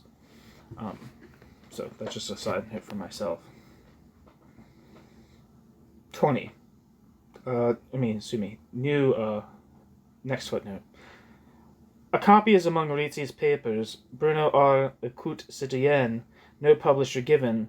It was printed at the Imprimerie Centrale du Croissant, Rue des Croissants. It was there that Victor Serge, cold-shouldered by the socialist press during the Popular Front, worked during 1937. Serge's memoirs recall it as a cheerful place, printing an eclectic variety of socialist and radical literature. That Écoute citoyenne ... was, in some sense, published is also suggested by the fact that, although no publisher or date of publication is given on Rizzi's copy, he lists it with other previously published works in some volumes as his Il socialismo dalla religione alla scienza, or scienza.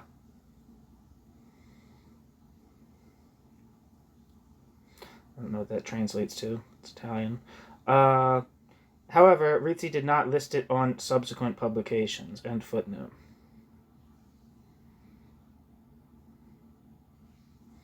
There's another footnote, actually, on the next page that I missed. Forms of Freemasonry were common among French left-wing socialists. During 1939, Monsieur Piver's Parti Socialiste Ouvrier et Paysan was the scene of a sharp conflict between Trotskyists and Freemasons.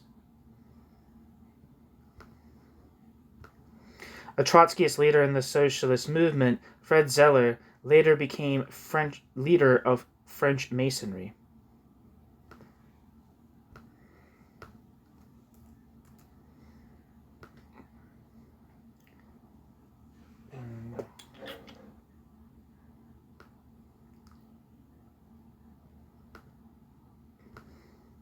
Let me look up these people.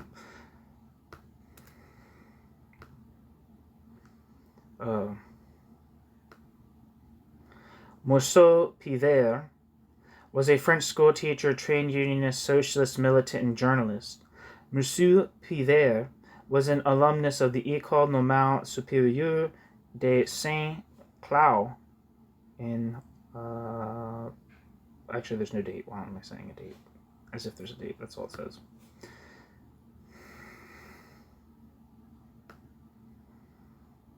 And it says Frederick Victor Zeller was a French painter and political activist. Zeller was a militant Trotskyist during the years 1930 to 40. He was elected to lead the Grand Orient de France, GODF, in 1971, a position he held until 1973. And it says here that the Grand Orient de France is the oldest and largest of several Freemasonic organizations based in France and is the oldest in continental Europe, as it was formed out of an Order Grand Lodge of France in 1773 and briefly absorbed the rump of the older body in 1799, allowing it to date its foundation to 1728 or 1733. The Grand Orient de France is generally regarded as the mother lodge of continental Freemasonry. It's interesting. Okay, the end of that footnote. Back to the text. This pamphlet, which is something, what was it called? Back there. Écoute citoyenne, was censored before being printed, the number of lines of each excised passage being shown within the printed text. Since Rizzi's papers include a draft of the whole text of the main section entitled Pensées citoyennes, dated 10th of October 1939, comparison of the two allows an interesting view of the political criteria at work in the censorship in the first days of military occupation. Some, but not all, critical references to Nazism and fascism are deleted, such as those describing Hitler as a, quote, enslaver, end quote, etc. But what are consistently removed are passages in which Rizzi sets out his general theoretical view that Stalinism and fascism are a common social form ruled by a new class of exploiters. Intriguingly, a number of the most derogatory references to the Soviet Union and French Communist Party alone, i.e. not in any association with fascism, are also deleted. The political thrust of Nazi censorship at this time accords with the political feelers that were being surreptitiously extended in the summer of 1940, beneath the general umbrella of the Nazi-Soviet pact, between the French Communist Party and the German occupying authorities. Rizzi, had he had any inkling of them, would doubtless have considered them confirmation of his, quote, convergence, end quote, thesis.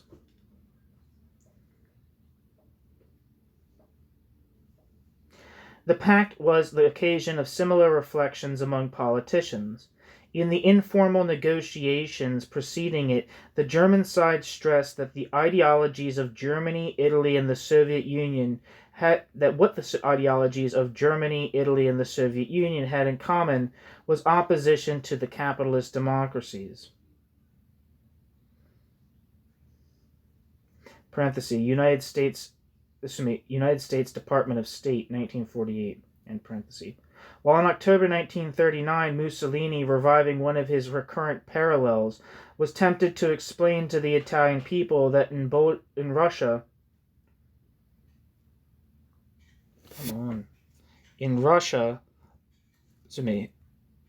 explain to the Italian people that Bolshevism in Russia was dead and had been replaced by a kind of, quote, Slavic fascism, end quote.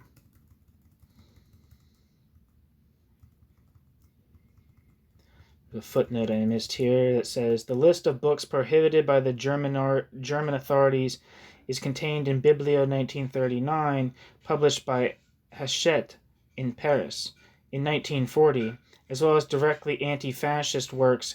It includes a number of authors critical of the Soviet Union,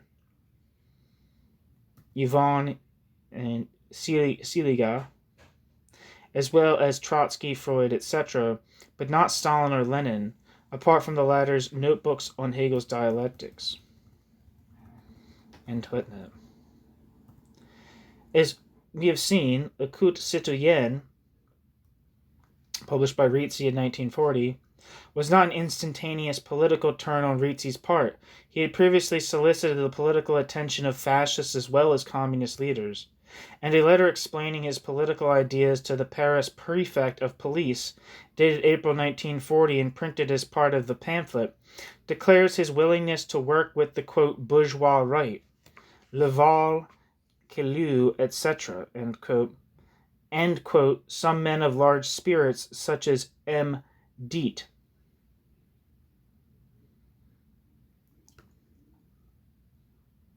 I don't have first names for those other people, so I can't really say, but Marcel Diet is here, so let's see who Marcel Diet is.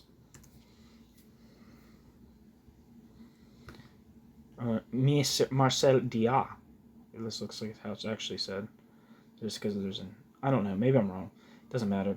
Marcel Diat was a French politician, initially a socialist and member of the French section of the Workers' International, or the SFIO.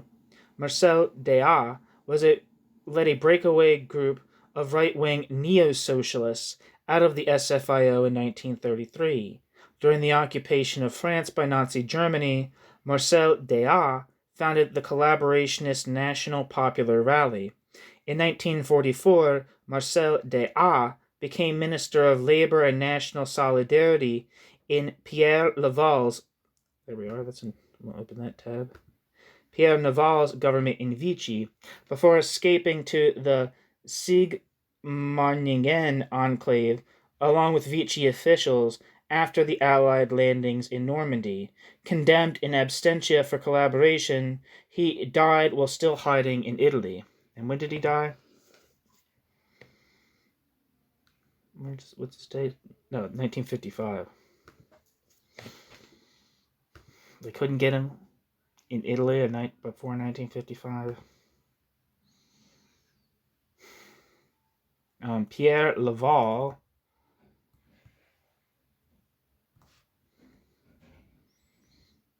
This is a huge bio, but it seems huge is probably important. Pierre Jean-Marie Laval was a French politician.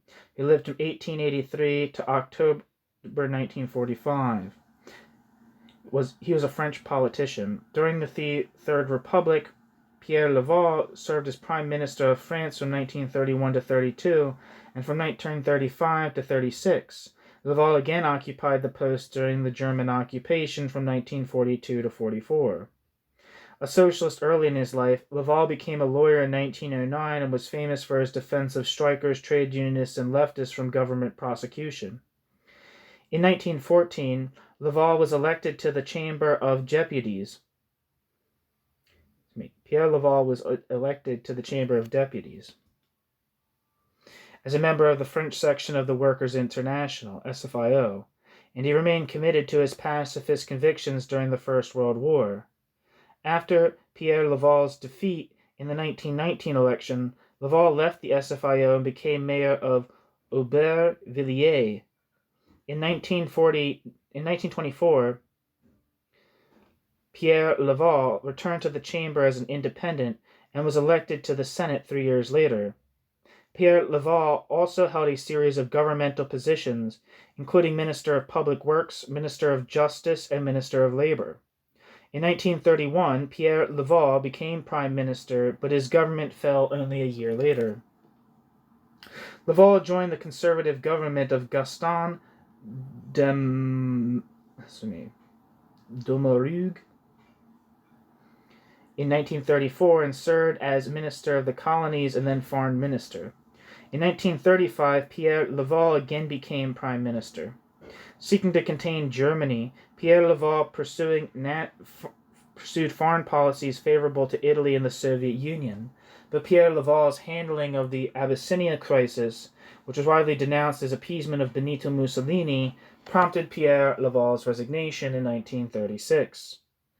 After France's defeat by the Blitzkrieg invasion of Nazi Germany, Pierre Laval, a well-known fascist sympathizer, served in prominent roles in Philippe Petain's Vichy France. First as the Vice President of the Council of Ministers from July 1940 to December 1940, and later as the head of government from April 1942 to August 1944. During this time, he displayed harsh treatment towards the people of France, sending thousands of French people, including to Jews, to slavery in Poland and Germany, and often relied on heavy-handed tactics to keep the populace in line, which only fueled opposition to the already unpopular government. After the liberation of France in 1944, Pierre Laval was imprisoned by the Germans. In April 1945, Pierre Laval fled to Spain, but soon returned to France, where he was arrested by the French government under Charles de Gaulle. After what has been described as a flawed trial, Pierre Laval was found guilty of plotting against the security of the state and of collaboration with the enemy. After a thwarted suicide attempt, Pierre Laval was executed by firing squad in October 1945. So there we are. Those people are. So let me reread the sentence. And a letter explaining Rizzi's political ideas to the Paris prefect of police, dated April 1940, and printed as part of the pamphlet, declared his willingness to work with, quote, the bourgeois right, Laval, Quelau, and, quote, some men of large spirit such as Marcel Déat, the French, quote, National Socialist, end quote, and former Marxist. Rizzi evidently remained in Paris from 1940 to 1943. Rizzi's police file shows that in April 1943, Rizzi applied to the Italian consulate in Paris for renewal of his expired passport. In due course, approval was given for him to return to Italy, but not to re-exit. From then until the end of the war, we have only Rizzi's account of his movements. According to this, in August 1943, after Mussolini's fall, he returned to his native Gargano on the west shore of Lake Garda, and only a little distance from the Villa Feltinelli, where, in October, Mussolini took up residence under German guard as titular head of his neo-fascist Salo Republic. Rizzi tried to write to Mussolini with a view to setting up a newspaper to explain the danger of communism to Italian workers, but Rizzi's letters were intercepted by the Duces, SS guards, who nonetheless understood, quote, the honesty of my intentions, end quote. At the liberation of northern Italy, in April 1945, Rizzi felt himself in some danger from communist-led partisans, but he survived. After the war, Rizzi resumed his work in the shoe trade. Rizzi's prowess as a salesman won a wide and eventually international market for the shoemakers of Busalengo, near Verona, and helped their artisan trade to develop into factory production. Rizzi himself went into the manufacturing side and became in due course the proprietor of a substantial shoe factory at Busalengo. From 1946, Rizzi began to publish writings in book form through his own, quote, publisher, end quote, Editrice Rationalista. This he continued to do until his death. Rizzi wrote about Roman and feudal society, touched on questions such as Oriental despotism and Asiatic society, dissected the history of socialism and returned to the history of the Russian Revolution and the USSR, set out the basis of a modern, quote, scientific, end quote, socialism centered on the firm, and ranged over a number of other topics in both his books and various periodical articles. Always jealous of his reputation, Rizzi frequently insisted on the originality of the Bureaucratization of the World, of which, however, Rizzi only republished Part 1, and came to feel that his ideas had been both plagiarized by others and deliberately ignored by established political and intellectual figures. Especially toward the end of his life, however, Rizzi's reputation grew among a number of scholars, and the first commercial edition of the Bureaucratization of the World was with a preface by Bettino Craxi, marked his adoption by academic circles associated with the Italian Socialist Party. Rizzi died in January 1977, shortly before it appeared. Such, in brief, then, is the checkered and doubtless in parts approximate career of the author of the Bureaucratization of the World. It remains to say something about the book's reception and the development of the book's reputation. The most important initial source of its reputation is the attention paid to Rizzi by Trotsky in his writings of 1939 to 40. Trotsky received 6 letters from Rizzi, 1 sent in December 1938 and 5 in rapid succession in June-July 1939, full of hero worship, sending drafts explaining and correcting his views, summoning Trotsky to more or less grandiose political schemes, a, quote, new Simmerwald, end quote, or alternatively to seek an understanding with Stalin, and at the same time complaining of the indifference shown him by Trotsky's followers in Europe. Footnote. These were lodged in the previously, quote, closed, end quote, section of Trotsky's archive in Harvard University Library. They have recently been published in Balfago Anno, something. Some archive journal thing. I don't fucking know. Trotsky never replied directly to Rizzi. Trotsky did, however, receive a copy of the printed version of the Bureaucratization of the World and commented upon it several times during his bitter arguments with leading figures of the United States Trotskyist movement in 1939-40, arguments which color the views of a significant cohort of American intellectuals. I was going to say that if you ask like the American bureaucratic collectivist theorists, for instance, wasn't on the ground floor of it, but he was part of the Workers' Party and then the Independent Socialist League and then the Independent Socialist Clubs. Hal Draper, basically, Rizzi was kind of used, Rizzi's like shitty arguments or whatever, or less than desirable arguments, or like the political consequences that could be drawn from them, which I'm not exactly sure of the finer points of it myself.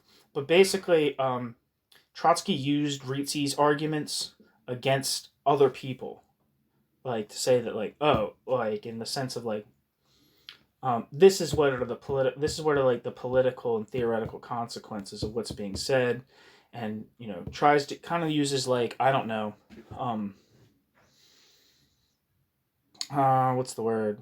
Kind of uses Rizzi's argument as a sort of Rizzi as a sort of straw man against the minority opposition, which was 40% of the Socialist Workers Party. used Rizzi as kind of like a, what's the word? I can't remember what Draper said, the exact words, but something like a fucking like pile of shit to hurl at the minority. Can't remember. It was probably classier than that.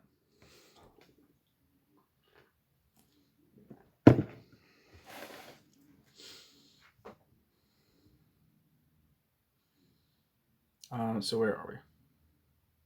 In the United States, unlike Europe, Trotskyism rivaled official communism as a pole of attraction for left-inclined intellectuals in the 1930s. America's more democratic temper, combined with the Stalinist crude vilification and violence against the Trotskyists, enabled them to tap rather wide sympathy, especially through their, quote, entrism, end quote, into the Socialist Party.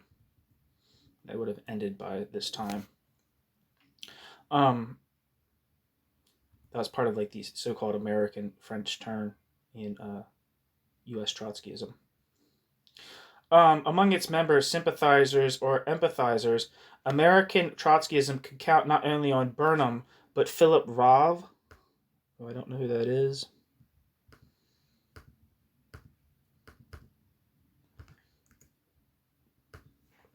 And William Phelps, the editor of Partisan Review, which Partisan Review, I believe, initially came out of the Communist Party. But it was later, like, got funding from, covert funding from the Congress of, what's it called? Why can't I think of it? Congress for Cultural Freedom or whatever, like, covertly got CIA money. I know who some of these people are.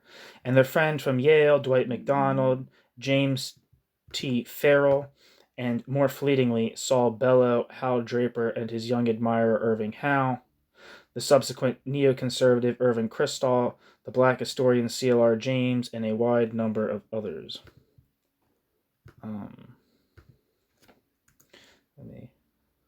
Sorry, I gotta look at these. I want to look these people up. I don't know who they are. I mean, I'm not going to look up the obvious ones. Like, I'm not going to look up, like, Hal Draper and Dwight MacDonald. I actually have a piece by Dwight MacDonald on here. Irving Kristol. I know was somebody. I think was he part of Dissent at some point? I don't know. But when names like this are mentioned, it's easy to just skip over them.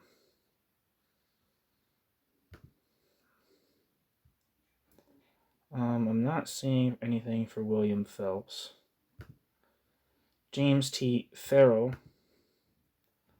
was an American novelist and short story writer and poet. He is most remembered for the Studs Longan trilogy, which was made into a film in 1960 and television series in 1979. Okay, that's who James T. Farrell is.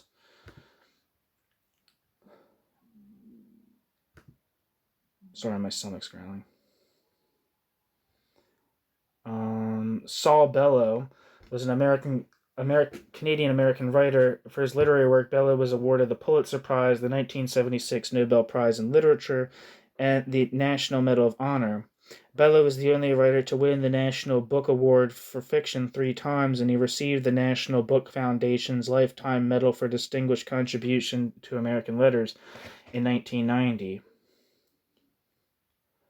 His best-known works include The Adventures of Augie March, Henderson the Rain King, Herzog, Mr. Samler's Planet, Seize the Day, Humboldt's Gift, and Ravelstein.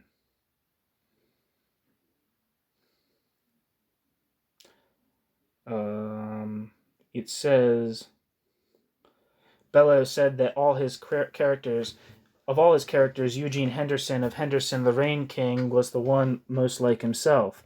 Bellow grew up as an immigrant from Quebec. As Christopher Hitchens describes it, Bellow's fiction and principled characters reflect his own yearnings for transcendence, quote, to overcome not just ghetto conditions but also ghetto psychoses. Bella's protagonists wrestle with what Albert Cord, the dean in the Dean's December, called, quote, the biggest scale insanities of the 20th century, end quote. The transcendence of the, quote, unutterably dismal, end quote, a phrase from Dangling Man, is achieved, if it can be achieved at all, through a, quote, ferocious assimilation of learning, end quote, Hitchens, and an emphasis on nobility.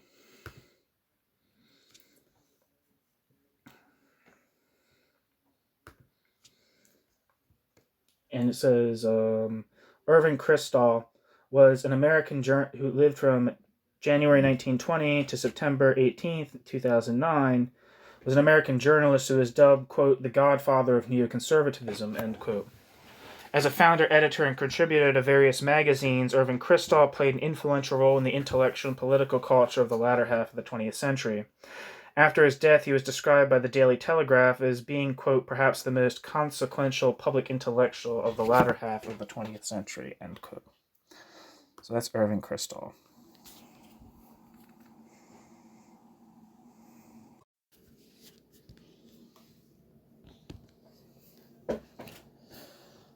Trotskyism in New York was, in B.J. Wittick's recollection, quote, a first-rank think tank, and one in which ideas like, quote, bureaucratic collectivism, end quote, could grow rapidly.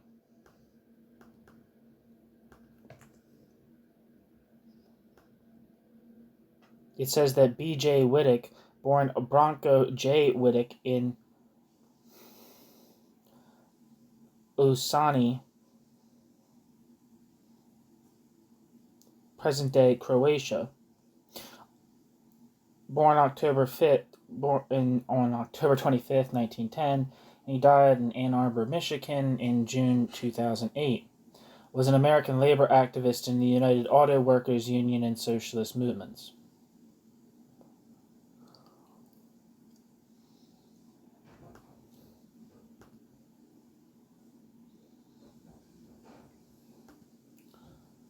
I meant to look up Philip Rov earlier, too. It says Philip Rov, who lived from March 10th, 1908 in Kupin, Russian Empire to December 22nd, 1973 in Cambridge, Massachusetts, was an American literary critic and essayist.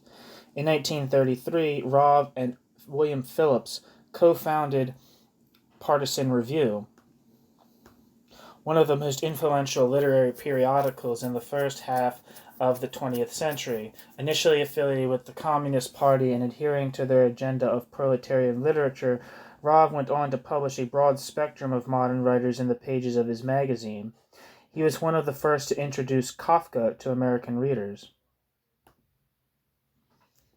I was looking for William Phillips earlier, too. William Phillips, who lived from November 14th to 1907 to September 13th, 2002, was an American editor, writer, and public intellectual who co-founded Partisan Review. Together with co-editor Philip Rov, William Phillips made Partisan Review into one of the foremost journals of politics, literature, and the arts, particularly from the 1930s through the 1950s. In all, Phillips headed up the publication for 6 decades. William Phillips was the last surviving member of the first generation of the New York intellectuals, which The Guardian describes as, quote, that brilliant and cantankerous group who, quote, argued the world, end quote, for decades, end quote. Back to text.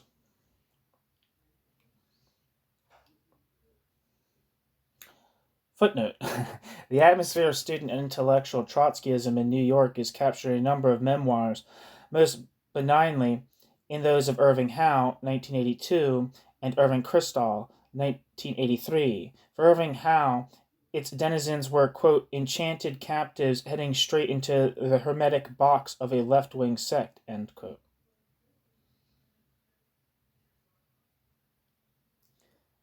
End footnote. Among these circles, the policy to be adopted toward the Soviet Union and the connected theoretical questions of the character of the Soviet state and society were sensitive matters. The view at which Trotsky had arrived by the mid-1930s, and which had thus become, quote, orthodox, end quote, for the Trotskyists, was that Stalin's regime was an unstable, quote, degenerated worker state, end quote. Its tyrannical political superstructure in conflict with its potentially socialist economic relations, which might either be propelled by political revolution to again become a, quote, healthy, end quote, worker state, or it might relapse into capitalism. The Soviet Union should, because potentially socialist, be unconditionally defended against capitalist states. This stance stimulated some differences as early as 1936. Footnote. James Burnham, quote, Socialists in the Coming War, end quote, American Socialist Monthly, Volume 5, August 1936, quoted in Myers, 1977. End footnote. In 1937, James Burnham and Joseph Carter put forward amendments questioning the nature of the Soviet state to the Congress in which the American Trotskyists reorganized themselves, following their expulsion from the Socialist Party. Were they expelled, or did they leave to form their own independent party? I don't know. Others in France, for example, Yvan Craipeau, were expressing differences and doubts along similar lines. In reply, Trotsky reaffirmed his view. Footnote. Burnham and Carter's amendment is in Socialist Workers Party Bulletin No. 7, 1937. Craipeau's report, La Quatrième Internationale et la Contre-Révolution Russe, that's on this channel, is in Quatrième Internationale, June 1938. Trotsky responded to Craipeau in Once Again the USSR and its Defense, and to Burnham and Carter in Not a Worker State and Not a Bourgeois State, which I believe are both on this channel. At least one of them is. English versions are in Writings of Leon Trotsky, 1937-38, published by Pathfinder Press of New York in 1976. End footnote. These were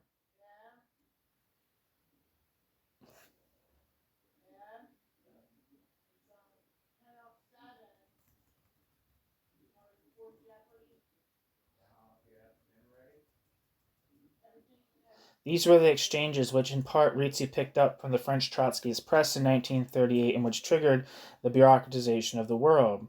Its particular contribution was to link together the negative objections, within the framework of a rather orthodox Marxist sociology, to the conception of Stalin's Russia as any sort of, quote, worker state, end quote, with the ideas on fascism as containing a new social form based on state command of the economy, which are contained in Rizzi's Anti-Labriola. The German-Soviet Pact of August 1939 and the outbreak of the European War abruptly rekindled matters within the US Trotskyist movement. Burnham, now in alliance with Max-Shachtman within the leadership of the Socialist Workers Party, urged that its definition of the Soviet Union as a, quote, workers' state, end quote, and by implication the policy of defending the Soviet Union in war, be revised.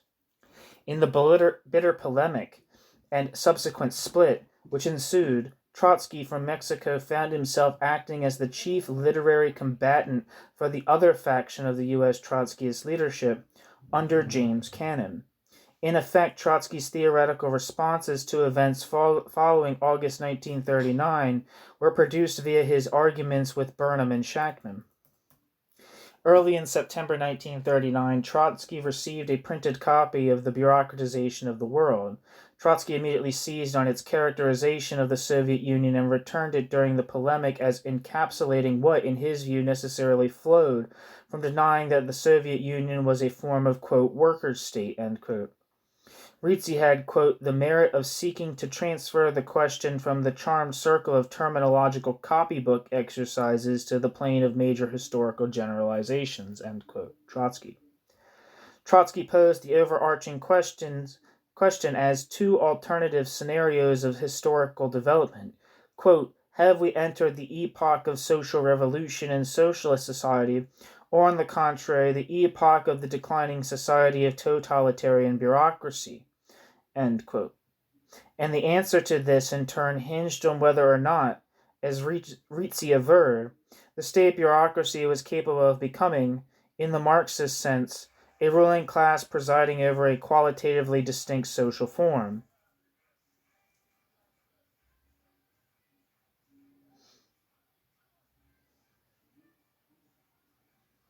I missed a footnote here, but it says accounts of the polemic are in the works cited by Deutscher, 1979, Knai Paz, 1979. I have a piece by Knai Paz on the channel, and Myers, who I think wrote a book or thesis on US Trotskyism, 1977, and in Burnett, 1968. Trotsky's writings are collected in Defence of Marxism. End footnote. Back to the text. The war would put this to the test. If the Soviet bureaucracy had survived the war intact, this would evidence the potential of such state bureaucracies to graduate as ruling classes. But such a conclusion was, Trotsky maintained, at present unfounded, and moreover betrayed, quote, pessimism, end quote. Rizzi, Trotsky added, had evidently, quote, lost his balance, end quote, among the, quote, fantastic contradictions, end quote, in the last part of the bureaucratization of the world. Trotsky was concerned principally with Rizzi's arguments that the Soviet bureaucracy was a ruling class. Trotsky's opponents, lacking a copy of Bureaucratization of the World, were unable to assess it, and Rizzi himself at the time remained oblivious to the controversy. However, since it involved a number of able and energetic political intellectuals, its, quote, fission products, end quote, took on lives of their own. A large minority of the Socialist Workers Party, led by Shachtman, separated from it in the Socialist Workers Party in April 1940 as the Workers' Party. They adopted a, quote, third camp, end quote, stance in world politics, and in their many writings characterized the Soviet Union as, quote, bureaucratic collectivist, end quote.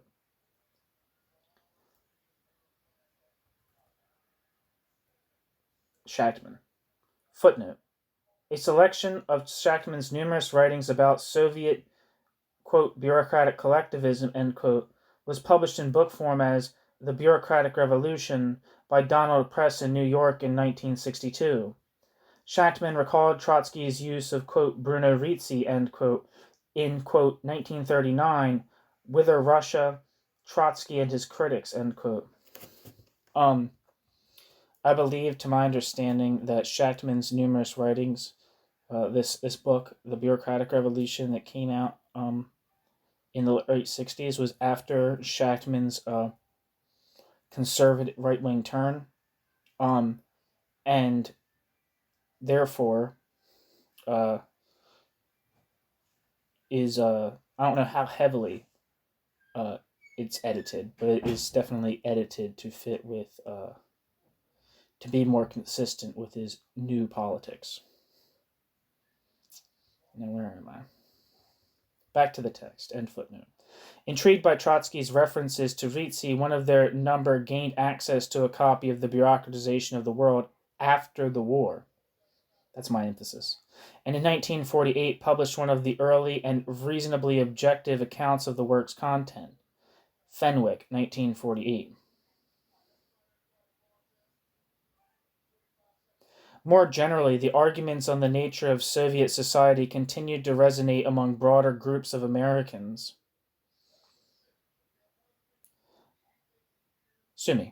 More generally, the arguments on the nature of Soviet society continued to resonate among broader groups of American and other writers and academics during and after the war, and Rizzi's name, though generally without any first-hand acquaintance with the bureaucratization of the world, was from time to time invoked as that of a pioneer of ideas of, quote, bureaucratic collectivism, end quote.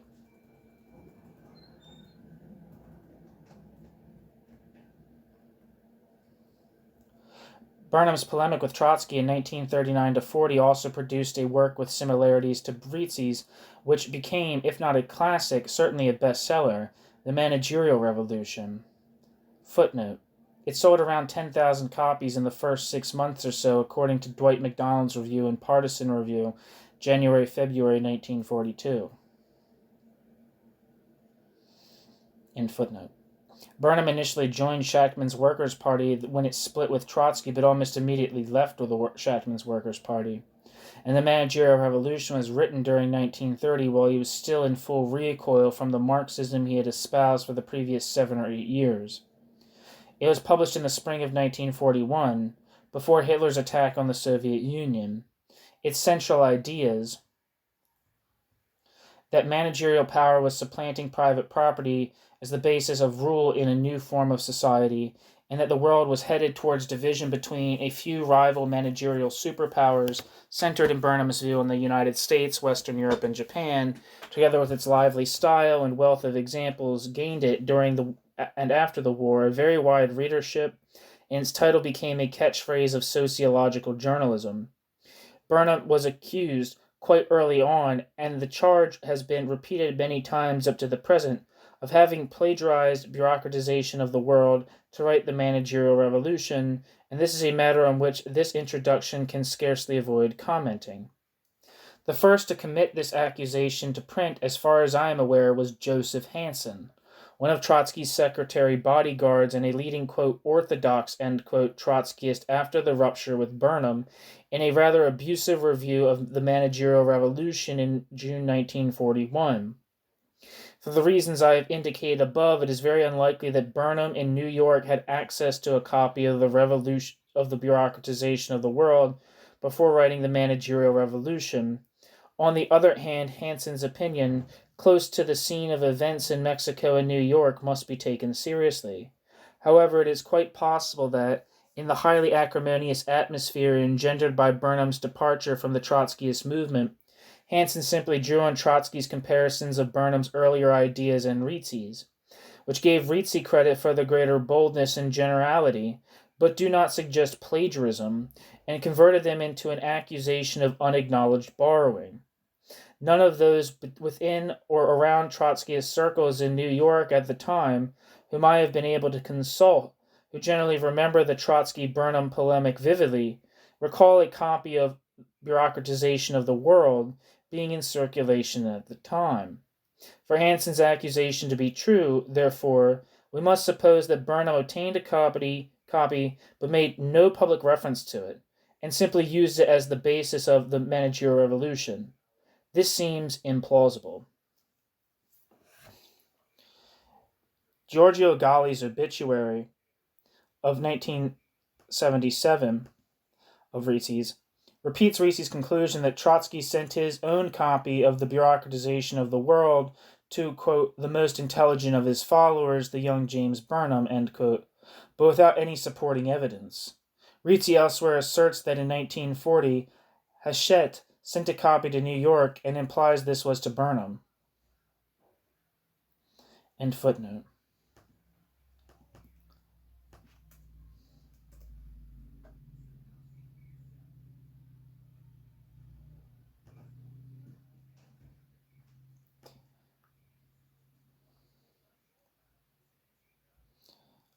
Giorgio Galli was an Italian political scientist, historian, and academic.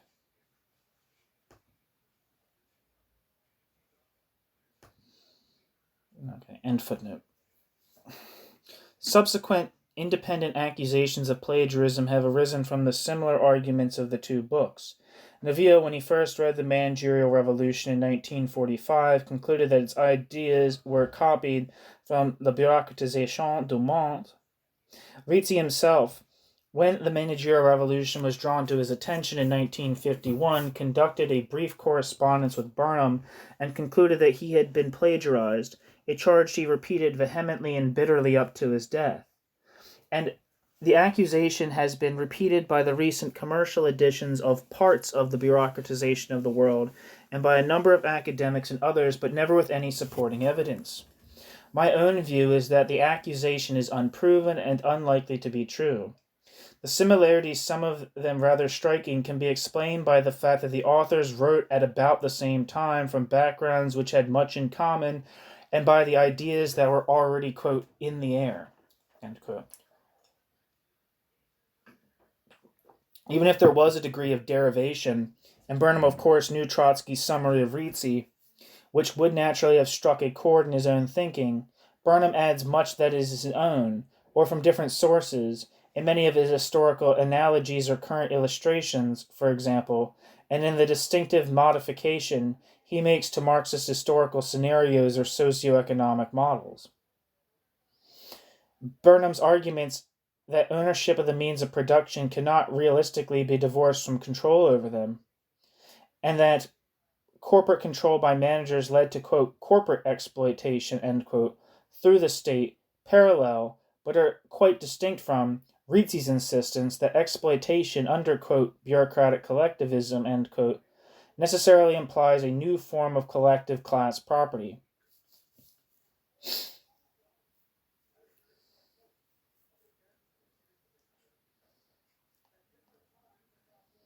Where am I? It looks like I missed a footnote. The accusation or suggestion has also been made, among others, by Yvan Craipeau, Francois Fejto,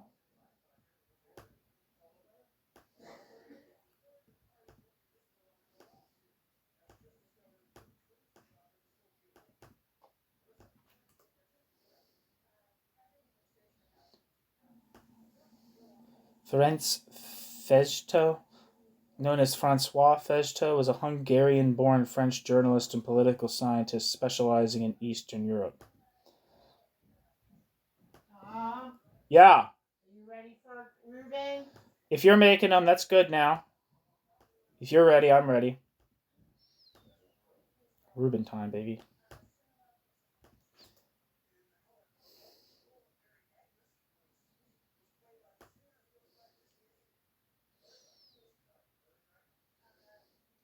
It says Walter Kendall, who lived from 1929 to 2003, was an activist in the British Shop Workers Union, USDAW, a key member of the Institute of Workers' Control, and a pioneer of the Voice group of newspapers, being for many years a co-editor with Frank Allon of The Voice of the Unions, and subsequently a historian of the labor movement.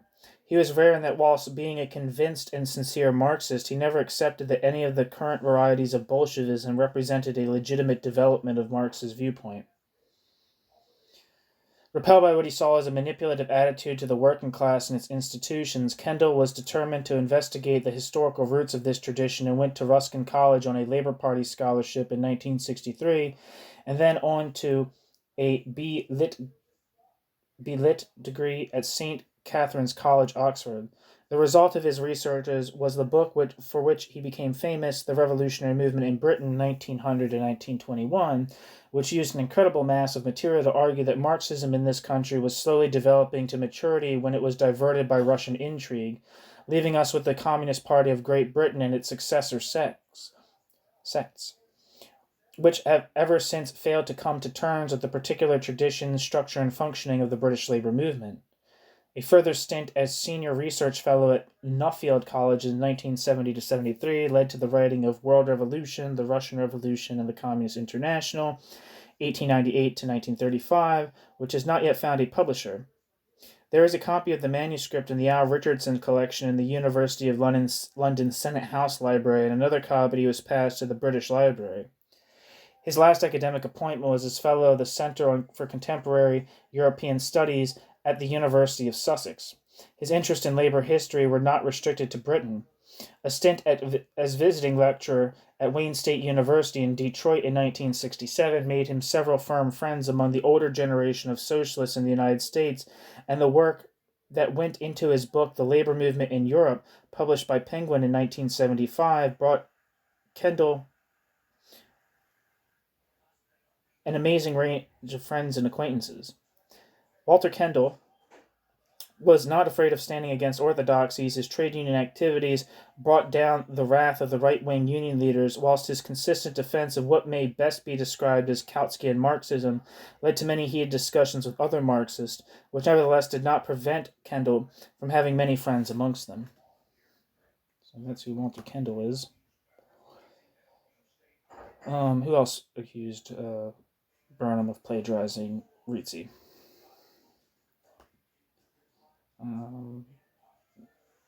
Bunch of Italian people.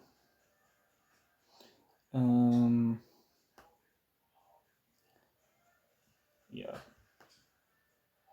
I don't believe that they'll come up with anything on Wikipedia, so I'm not even going to bother. Sorry, Italy.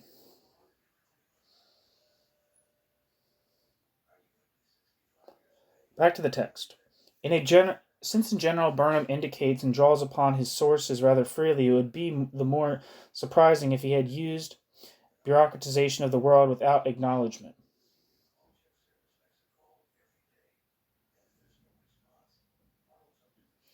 And even if this were so, accusations of plagiarism would be slightly misplaced, because one of Rizzi's points of departure in the first part of the bureaucratization of the world is the argument, as asserted by Trotsky, of two of his followers, B and C, in 1937, that the Soviet Union was not a worker state, but some other novel form of society. Unknown to Rizzi, B was, of course, James Burnham,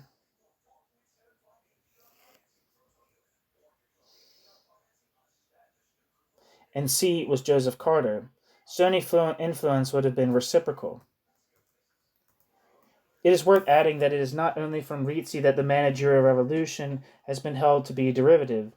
Nomad, writing in 1959, reproached Burnham, quote, a professor of ethics, end quote, with filching the ideas from Mahaisky's, the intellectual worker, while Orwell in 1946, in a perceptive review, detected anticipations of the, quote, managerial revolution, end quote, in sources ranging from Belloc's The Servile State through Zemyatin's We to Huxley's Brave New World, and Orwell, for his pains, was to be accused by Deutscher in 1954 of having lifted the essential elements for 1984 from Zamyatin.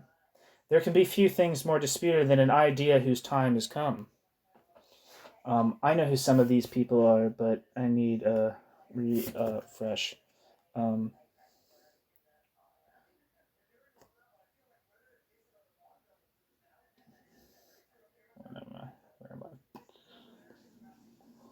I? One footnote before I do that. Burnham and Carter's amendment to the Socialist Workers Party resolution on the Soviet Union, Socialist Workers Party Bulletin Number 2, 1937, was the subject of Trotsky's reply in Not a Workers' and Not a Bourgeois State. In their rejoinders, Burnham, 1938, and Carter, 1938, developed more boldly the idea of a distinctive state form ruled by the new middle, quote, new middle class, end quote.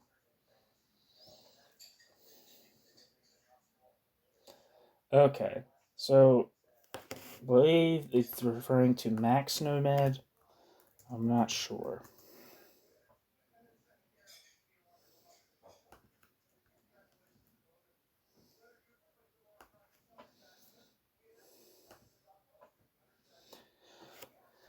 Max Nomad was the pseudonym of Maximilian Nacht, who lived from 1881 to 1973, an Austrian-born American author and educator.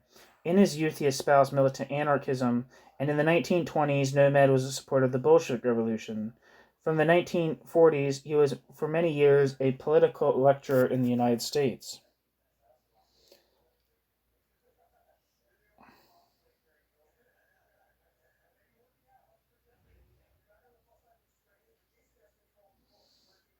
Okay, that's who Max Nomad is.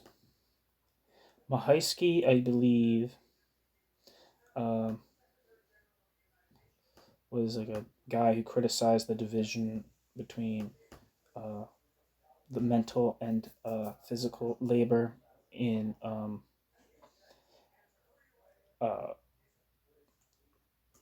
revolutionary parties. I think like Paul Average has written on him. Jan Vaclav Mahaisky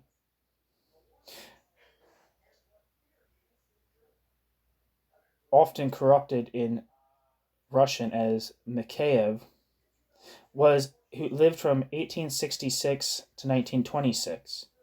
He was a Polish revolutionary whose methodology drew both from anarchism and Marxism whilst criticizing both as being products of the intelligentsia.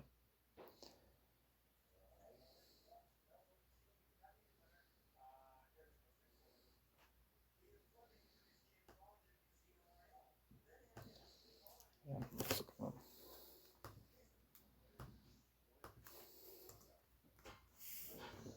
1905.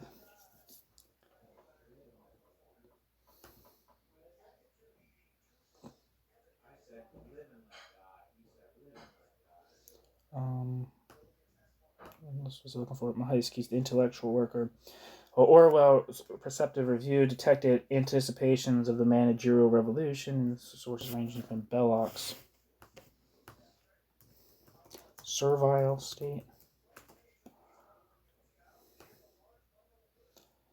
The Servile State is a 1912 economic and political treatise by Hilaire Belloc. It serves primarily as a history and critique of capitalism and socialism.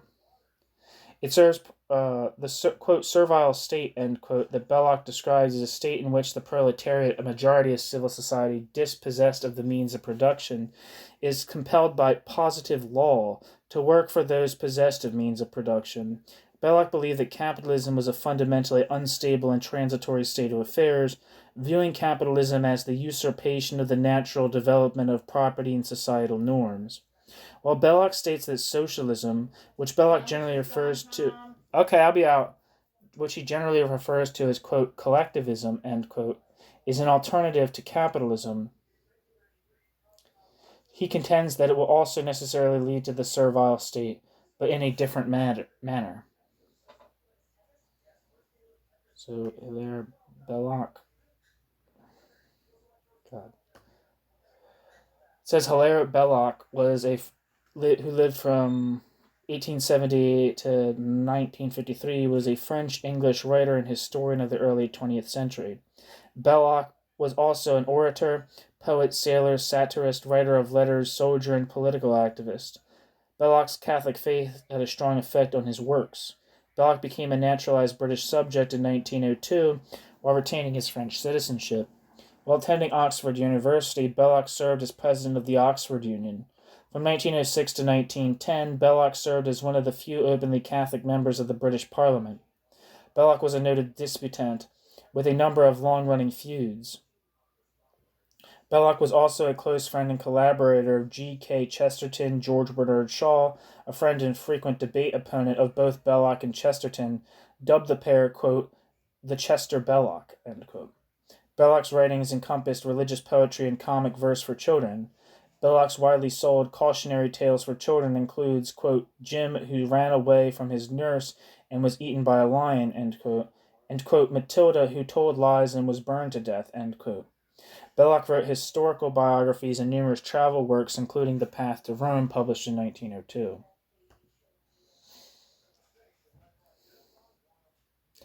And Zatiman's We. I think Zatiman was like a socialist revolutionary in Soviet Union.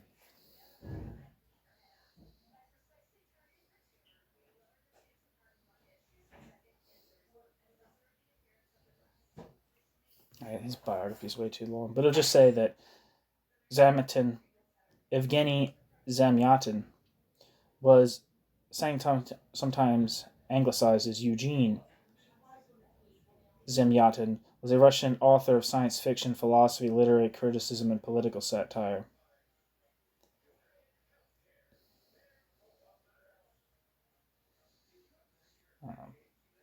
God damn it. The son of a Russian Orthodox priest, Zamyatin lost his faith in Christianity at an early age and became a Bolshevik. As a member of his party's pre-revolutionary underground, Zamyatin was repeatedly arrested, beaten, imprisoned, and exiled.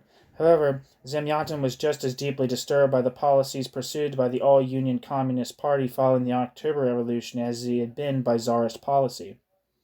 Due to his subsequent use of literature to both satirize and criticize the Soviet Union's enforced conformity and increasing totalitarianism, Zamyatin, whom Mura Ginsburg has dubbed, quote, a man of incorruptible and uncompromising courage, end quote, is now considered to be one of the first Soviet dissidents.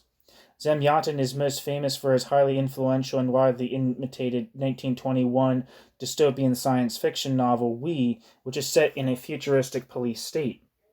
In 1921, We became the first work banned by the Soviet censorship board.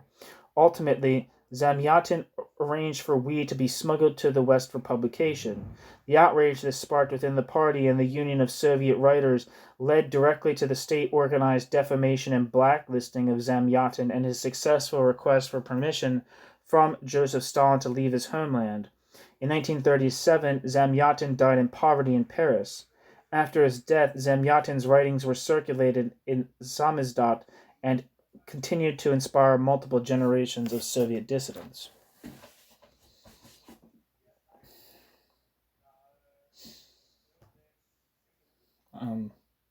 I've never actually read that book, but I heard it's really good.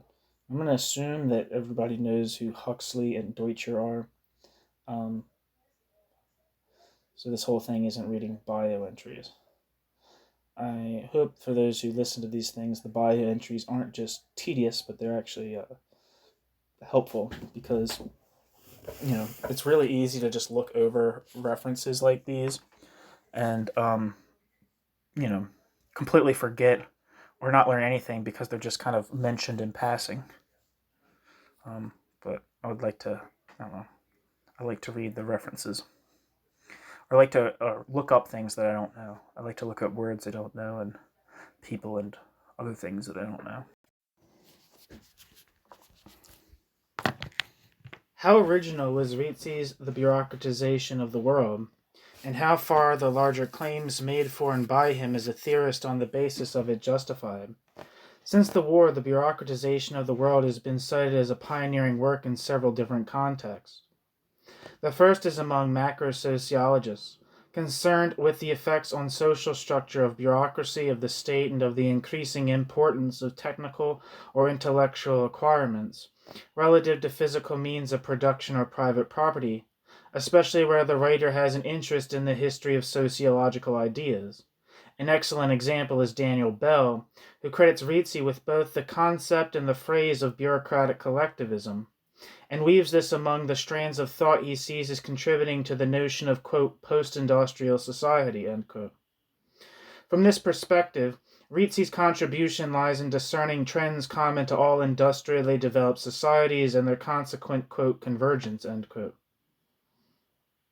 The second distinct, but scarcely separate, source of interest in the bureaucratization of the world is among Marxists and socialists concerned, in the light of 20th century developments, with the running repair of Marxism as a theoretical edifice, and/or of socialism as a political doctrine.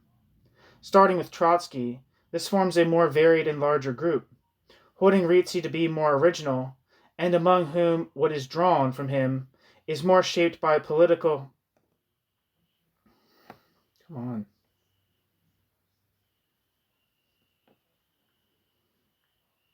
inclinations. God, this thing's annoying.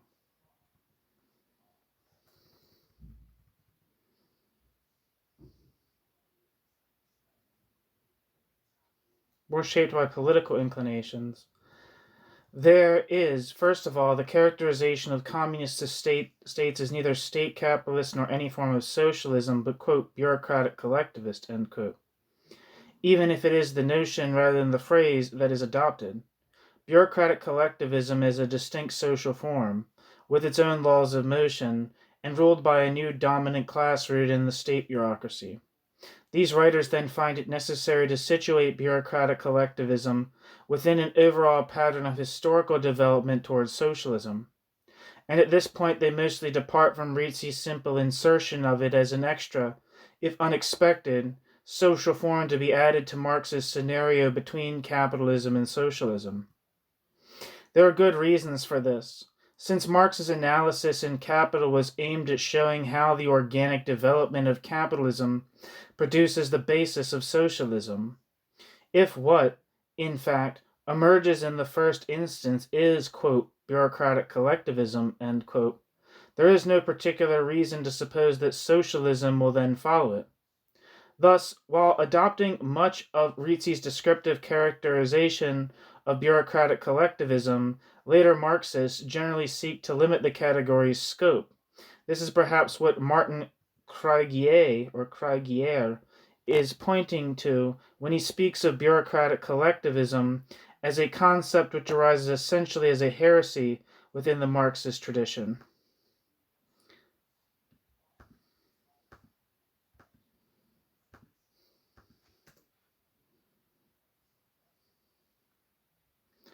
It just says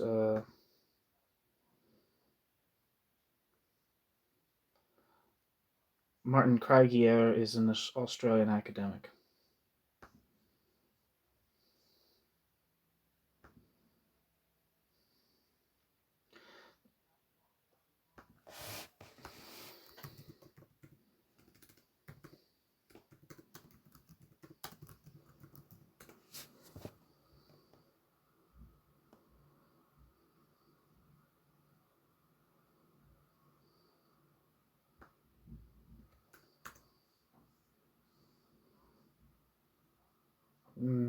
Shit. Can't find anything on Antonio Carlo, who's the next topic of the next sentence, but I have a Antonio Carlo. I think was like a they're at least Antonio Carlo is categorized along with Umberto Melodi, I think his name is, under critical supporters of Bruno Rizzi in Marcel van der Linden's Western Marxism in the Soviet Union. And Antonio Carlo has a paper in the volume edited by Hillel Tickton and Michael Cox on the ideas of Leon Trotsky, which is a cool thing. I think it has things by like Richard B. Day and Susie Weissman, who wrote the big book on Victor Serge, or one of the big books on Victor Serge. It has a piece by Alan Wald, a piece by Lauren Goldner. I think Michael Louvy might be in there. But Antonio Carlo is like is not a nobody. Thus, Antonio Carlo, for example, explains it as a form of society progressive relative to capitalism, but whose emergence is specific to underdeveloped countries. Bureaucratic collectivism is thus a byproduct of capitalism's uneven economic development on a world scale. Carlo's, quote, bureaucratic collectivism, end quote, is further modified by Umberto Melotti, who in 1977, who treats bureaucratic collectivism as a descendant of Marx's Asiatic mode of production, issuing only from Asiatic or semi-Asiatic societies. It is thus the industrializing phase of these distinct social structures, occupying a formerly similar place within the historical flowchart, only seen as progressive rather than regressive to the communist, quote, industrial despotism, end quote, which Karl Wittfogel sees as emerging in Oriental despotism. Other Marxists have been inclined to limit the category even more narrowly. Max Shachtman, in 1962, for example, initially, it says parenthesis, 1962, end parenthesis, the example, Shachtman, parenthesis, 1962, end parenthesis, for example, initially sought to define bureaucratic collectivism as the specific product of a communist revolution in decay. But later, as the Soviet system spread to Eastern Europe, Shachtman gave it a broader place within a general schema fissured by a choice. Capitalist decay raised two alternatives, socialism or barbarism, and bureaucratic collectivism was barbarism. There's a footnote I missed. The heresy can be expressed in terms of historical sequences or of the interactions of classes. Thus, when Rizzi deduces that the struggle of proletariat, parenthesis, thesis, end parenthesis, with bourgeoisie, parenthesis, antithesis, end parenthesis, will not lead to the victory of the proletariat, but to the rule of a, quote, new social synthesis, end quote, or middle class. Rizzi's conclusion clearly matches that of Alvin Goldner's, also neo-Hegelian, The Future of Intellectuals and the Rise of the New Class. This is a book. Quote, the lowliest class never came to power, nor does it seem likely to now, end quote.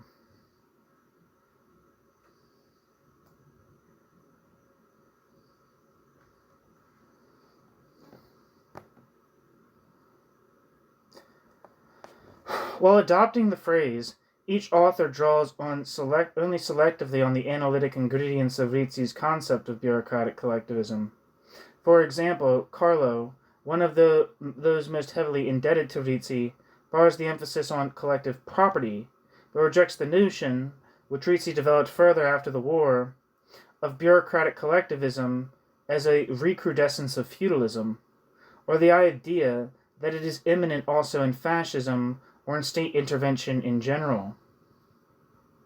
Pierre Neville's large work of renewal of socialist theory, Les Nouveaux Leviathans, which I think is a New Leviathan, takes Rizzi's bureaucratic collectivism as a bold and original proposal, but also as demonstrating the schematism to which treating the Soviet bureaucracy as a universal phenomenon leads. Other Marxist writers on Soviet-type societies have justified their own model and terminology in explicit opposition to Rizzi's bureaucratic collectivism. For example, Tony Cliff in formulating his theory of, quote, state capitalism, end quote, and more recently Paul Bellis in offering a history, updating, and defense of Trotsky's theory of the Soviet state. I don't know who Paul Bellis is. I'm going to look him up real quick.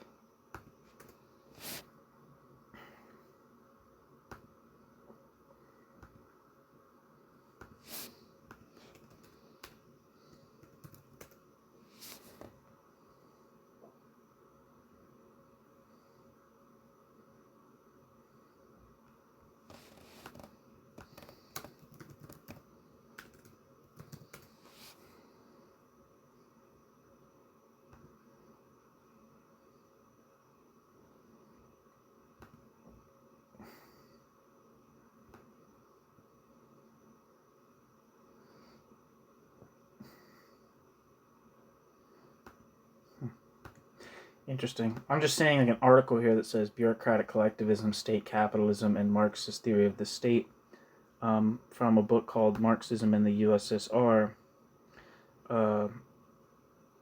by Paul Bellis.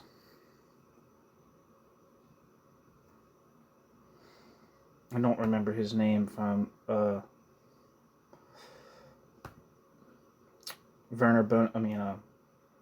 Marcel van der Linden's book, but that doesn't mean anything.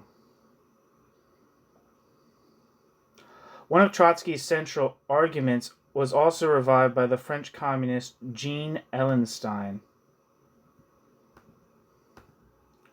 who rejected Rizzi's view that a ruling class exists in Russia on the grounds that there is no inheritance of bureaucratic office. I think the historical record would disagree with that.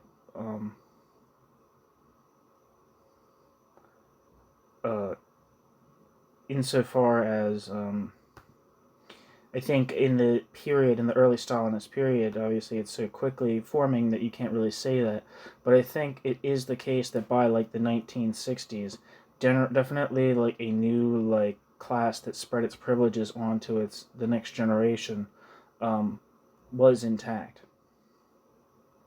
Even though that inheritance didn't come in the form of like direct inheritance of any particular office or direct inheritance of, say, private property, but in the sense of like getting into like maybe exclusive institutions like schools and clubs and various things that would move one up through a career in the Soviet Union.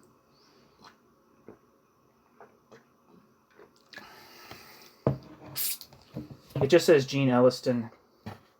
When I looked up Jean Ellenstein, Jean Ellenstein, it just says Jean Ellenstein was a French historian specializing in communism who lived from August 1927 to January 2002. Anyway. Rizzi has also been the subject of straightforward political appropriation. Rizzi's recent quasi-official adoption by Bettino Craxi for the Italian Socialist Party stresses bureaucratic collectivism as a tendency in danger within all Western economies, the limiting result of which is to be seen in Soviet-type societies. But rather than locate the finished social form within any determinate historical scenario, Craxi employs it to underline the importance of liberal and democratic values and the centrality of the market, rather than economic collectivism in the transition to, quote, socialist pluralism, end quote. The pioneering claims of the first edition of The Bureaucratization of the World are invoked to reinforce the position of Western European socialists vis-a-vis their rivals and possible allies among the communists. Rizzi's harsh words for the social democratic, quote, traitors, end quote, preserved in post-war editions lend this some irony, which is not diminished by his 1939 appendix, omitted from post-war editions, explaining that Jews epitomize the capitalist market and that Hitler's attitude to Jews is to be applauded.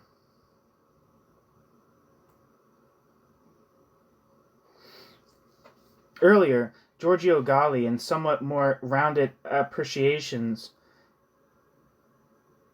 of Rizzi, also depicted Rizzi as a prophet of a possible socialist, quote, third route, end quote, between the capitalist, quote, free world, end quote, and the totalitarian socialist state.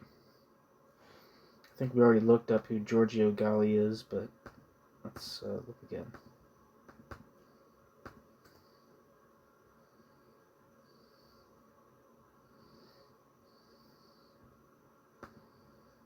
It just says he's an Italian political scientist, historian, and academic. Born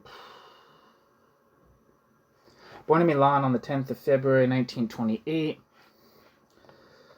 Giorgio Galli graduated in law and was a professor of history of political doctrines at the University of Milan. He was one of the most successful Italian political scientists and devoted much of his work to the analysis of the Italian political system, adopting methodologies borrowed from the social sciences.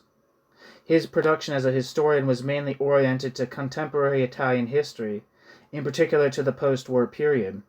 In many writings, he explored sociological themes with scientific rigor, paying particular attention to the union between official history and esotericism. His works were also characterized by the attention to hidden aspects of the history of political ideas, as for example the, quote, magical, end quote, or irrational roots that contribute to fuel mass adhesion to particular political ideologies, especially those of a totalitarian nature. Giorgio Galli collaborated extensively with the magazine Panorama, and wrote a column entitled Le Divergenze Convergenti in the monthly Linus. He died in Camogli on the 27th of December 2020.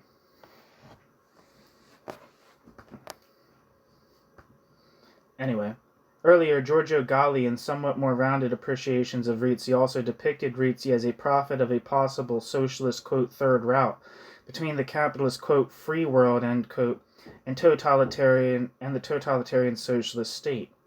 The kernel of an authentically socialist order lay in the specific micro-sociological form which Rizzi came to advocate after the war. Socialist enterprises, aziende, connected by free markets. As we saw above, Rizzi's evaluation of markets as essential to socialism predates the bureaucratization of the world. Rizzi's belated adoption by liberal socialists is thus congruent, as Luciano Palisani registers, with their attention to the arguments of neoliberals on the internal contradictions of centralized economic planning and its consequences for political democracy.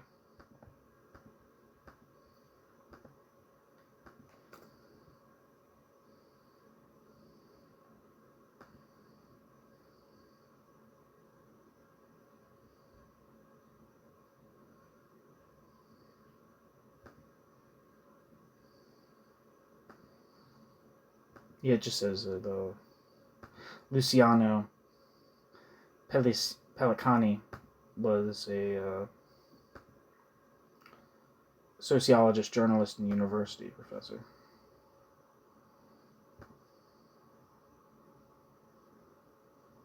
Gianno Paolo Panstrahler pursues a theme partly related to this, crediting Rizzi with originality within a broad tradition of writing stemming in the 20th century from Oswald Spengler on the decline of decadence of Western civilization.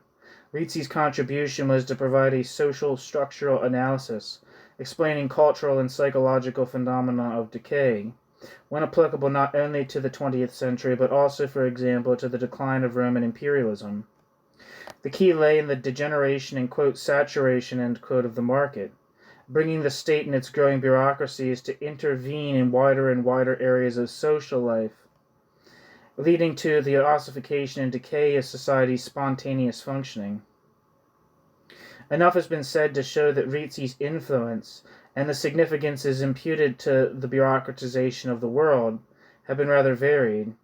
The variation can only in part be attributed to the relative inaccessibility of the 1939 edition and consequent reliance on indirect accounts. A number of authors have also drawn on Rizzi's post-war writings. No doubt some writers might have expressed themselves differently had they been in possession of a fuller picture, and in particular if they had been familiar with the pro-fascist and anti-Semitic components of his thinking. But the variety of Rizzi's influences is nonetheless an index of the several perceptions and suggestions in Rizzi, which have proved original, or at least in the sense of stimulating a number of vigorous, if not equally fruitful, lines of thought. A more direct assessment of the originality of the bureaucratization of the world must distinguish its different elements. Quote, pre-proletarian, end quote, socialism of the Saint-Simonians, for example, was much inclined to link its blueprints for the future to the dominion of experts and administrators. And the idea that the socialist movement, or at least state socialism, ostensibly based on the industrial working class, could or would issue in the rule of a new, quote, managerial, end quote, class, has a long history, as has often been pointed out. It was advanced by Bakunin in his polemics with Marx in the 1870s, and before World War I had become almost a commonplace of anarchist criticisms of state socialism. Mahaisky turned the idea specifically against the Russian social democratic intelligentsia, accusing the Russian social democratic intelligentsia of wishing to ride the working class to power in order to drive out the owners of physical capital and gain, through their tenancy of state offices, a monopoly of exploitation for their own, quote, human capital, end quote. A concept which is not prominent in Rizzi, who has a poor opinion of bureaucrats' intellectual accomplishments. And from rather early in the life of the Soviet regime, the combination of dictatorship and economic privilege prompted accusations that a new type of bourgeoisie was becoming entrenched, an idea voiced in many variants by some left communists, by anarchists and Mensheviks, by Kautsky and many others, including Hitler. From stressing the novelty of the Soviet bourgeoisie, it was a small semantic step, if one pregnant with theoretical implications, to speak of a new class and social order.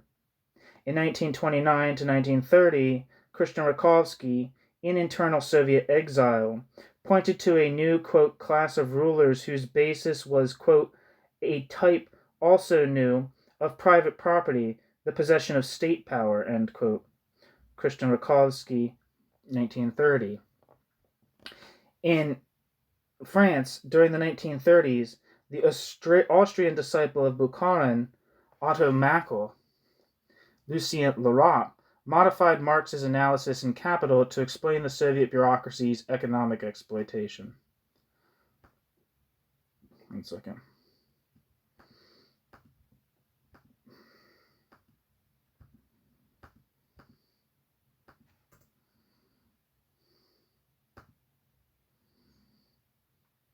Yeah, I'll read this thing. It says real quick.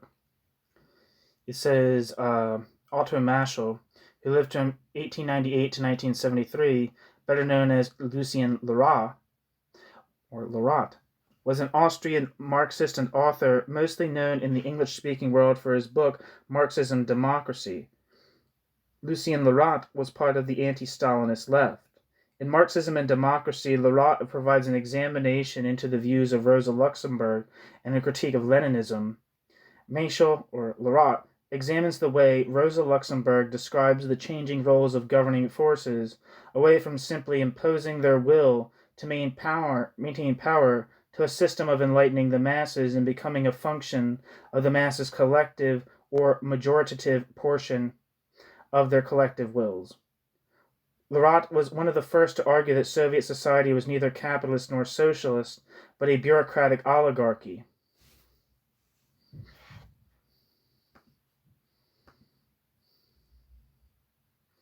From 1936, M. Yvan, a French communist who had spent over a decade in the Soviet Union, began to publish accounts of it.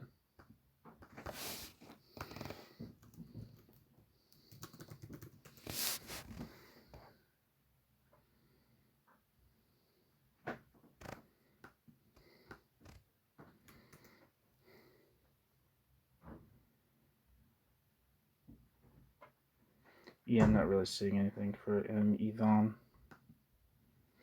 A French communist who, although primarily empirical rather than theoretical, Yvan's writings concluded that what had become entrenched in the Soviet Union was a new class, composed of functionaries and the political officialdom, and benefiting from a novel type of exploitation. Rakovsky and Yvan are summarized in the report by Craipeau, 1938, which Rizzi obtained soon after its publication, which is also on this channel. Such views are often implicit and sometimes surfaced. Such views are often implicit and sometimes surfaced in the polemic and journalistic responses of opposition Marxists as they struggled to explain the significance of the Moscow trials. See Delhi, 1984. Ante Siligas au Pays du Grand Maison, published in 1938, reached similar conclusions. That book is translated as the Russian Enigma in English, which I should read. I have a piece coming up on the channel titled that's about Trotsky's relationship with Siliga. I also have one coming up about Trotsky's relation with Boris Souverin.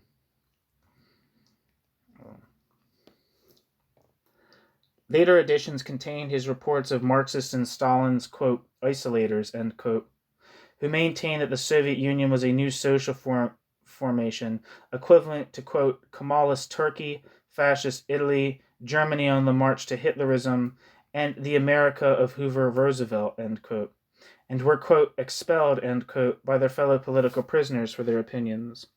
Rizzi's identification of a new class ruling the Soviet state was thus not, as he was to claim, wholly new, but in the expression, quote, bureaucratic collectivism, end quote, Rizzi came upon a contagious terminology for it. Was he perhaps more original in the other component, his perception of tendencies common to all industrialized societies, and the prediction that these would congeal into a novel social form? Such ideas were also current as was natural in the 1930s. Bukharin's Delphic last writings before his arrest, in which one can hear echoes of his thinking on the, quote, pirate stage, end quote, during World War I, seem to warn of a growing together of fascist and Stalinist states as example of common species. See Cohen, 1975. And from the Mensheviks and Austro-Marxist arguments over the Soviet Union, Rudolf Hilferding, from whom Bukharin and indirectly therefore Lenin had drawn in World War I, concluded in 1940 that in modern times the state is capable of quite unprecedented independence, causing political power to rule over economic relationships. Quote, the controversy as to whether the economic system of the Soviet Union is, quote, capitalist or, quote, socialist seems to me rather pointless. It is neither. It represents a totalitarian state economy, i.e. a system to which the economies of Germany and Italy are drawing closer and closer, end quote. Hilferding. I need to read that piece by Hilferding. It's important. primary source in these debates. Where Rizzi may claim originality, therefore, is in giving these early suggestions of, quote, convergence, end quote, in the distinctive pre-war sense of the coming together of Stalinist and fascist regimes, definite shape and terminology as a distinctive social form or stage within the Marxist scenario of historical succession. Rizzi did this with a bolder schematism, less inhibited by its implications for the overall structure of Marxist theory than could a Bukharin or a Hilferding. It was this readiness to revise the entire body of Marxism from within that Trotsky seized upon, both to belabor his opponents with its implications, but also to contemplate as a possible obituary upon socialism. Rizzi certainly considered himself original, but was less so in his contribution to the sociology of bureaucracy. The Bureaucratization of the World, and some of Rizzi's later writings, contain, it is true, a quantity of empirical details and observations on bureaucracy and bureaucrats, but the category remains undefined, underdeveloped, and almost undifferentiated, one component among the several which form his, quote, new class, end quote. Rizzi makes no use, for example, of Weber's reflections on bureaucracy, and Weber, it should be recalled, also envisioned an all-embracing bureaucracy if private property's role in counterbalancing the state power should be removed. Rizzi and the bureaucratization of the world are frequently mentioned in the context of socialist or radical thought and as part of that tradition. This accords with Rizzi's view of himself, both as a friend, if an unheeded one, of the workers and a creative Marxist theoretician. In the light of a fuller picture, it is tempting either to dismiss this or, as Rizzi himself and a number of commentators have done, to discard those elements which do not tally with this image of aberration as aberrations, adaptations to political circumstances, or even derangements. My own feeling is that such explanations may be superficial. Both Rizzi's social arguments and his political stances are shaped by a powerful sense of, quote, progress, end quote, deriving directly from his background in Marxism. This sits, uneasily, within erratic political voluntarism. Having deduced from their shared ingredients that communism and fascism form a single category, more viable than capitalism, Rizzi concludes in 1938-1939 that this is the actual, inevitable, and thus desirable next phase of historical evolution. When, later, Rizzi recoils from this conclusion, his amended view is still drawn together with the geometry of, quote, progress, end quote. Bureaucratic collectivism is now, quote, regressive, end quote. But this remains a merely moral reassessment. A judgment that what economic necessity leads to is, after all, politically intolerable. Since the logic of, quote, progress is ill-adapted for return travel, Rizzi's political shifts collide with and produce sharp inconsistencies within the geometry of his thinking. And it is this geometry that rules his sociological writing, his portrayals of communist and fascist societies. Even in their grimmest passages, read also as celebrations of the greater unity and determination with which they drive the laboring population. Like Burnham, and unlike the best eyewitness reports of the 1930s, Rizzi has little sense of their, quote, fine grain, end quote, of the waste and inefficiency engendered by their routine brutality. Rizzi's sociology is extrinsic, aiming not primarily at the analysis of social phenomena themselves, but as fitting them into prior historical schemata. There's a footnote I missed. In addition to works cited elsewhere, we may mention Martin Albro, Richard Gambin, Svedozar Stojanovic, which is he was mentioned in Marcel van der Linden's under shit. What is this? What is it? Let me see. Let me see what this footnote is in reference to, actually. Yeah. It was actually referenced in, like, I think in the bureaucratic collectivist section, like the later one though, like in the 1960s. Like, there's different sections within Marcel van der Linden's book that are kind of like, what's the word? yeah, it's like bureaucratic collectivism in the 40s, bureaucratic collectivism in the 50s and 60s, bureaucratic collectivism in the 70s, 80s, and 90s. And I think Svetozar Stojanovic is in the 60s one. Pierre Sori. I wonder who any of these people are.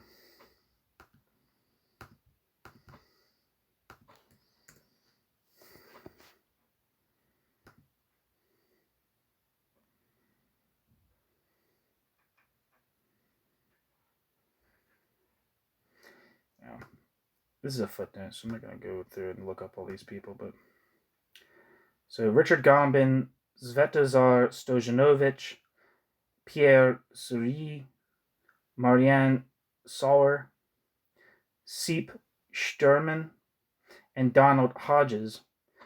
Inexplicably, David Lane has Rizzi as holding a, quote, state capitalist, end quote, view of the Soviet Union, contrasting this with the, quote, bureaucratic collectivism, end quote, of Umberto Melotti.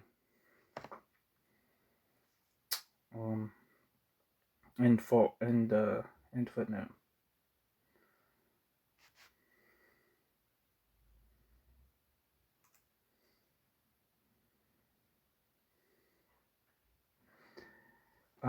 To raise the nature of modern historicism would take us beyond our subject, but one of the things it displays is an extraordinary capacity for unexpected political changes of course and amalgamations, and for accounting for these within a larger doctrine of progress.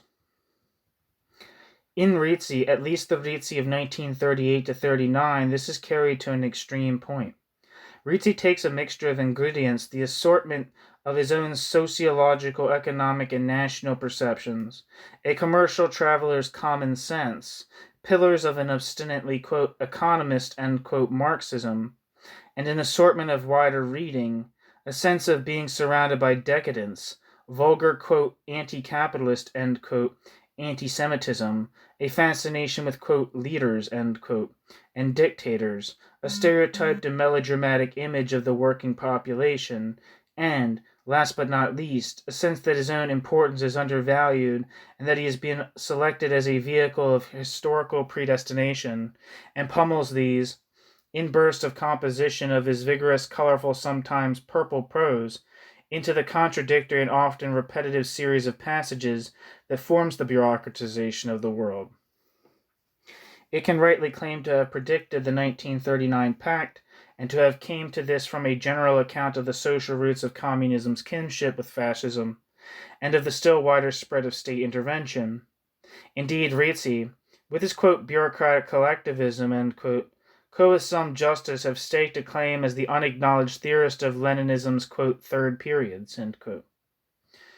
That his 1939 book, more frequently cited than read, should have passed so widely but so partially into post-war sociological and socialist literature owes as much to accident as to the text. Its popularity bespeaks, perhaps, the appetite for folklore that, happily for the sociological imagination, still characterizes the academic community.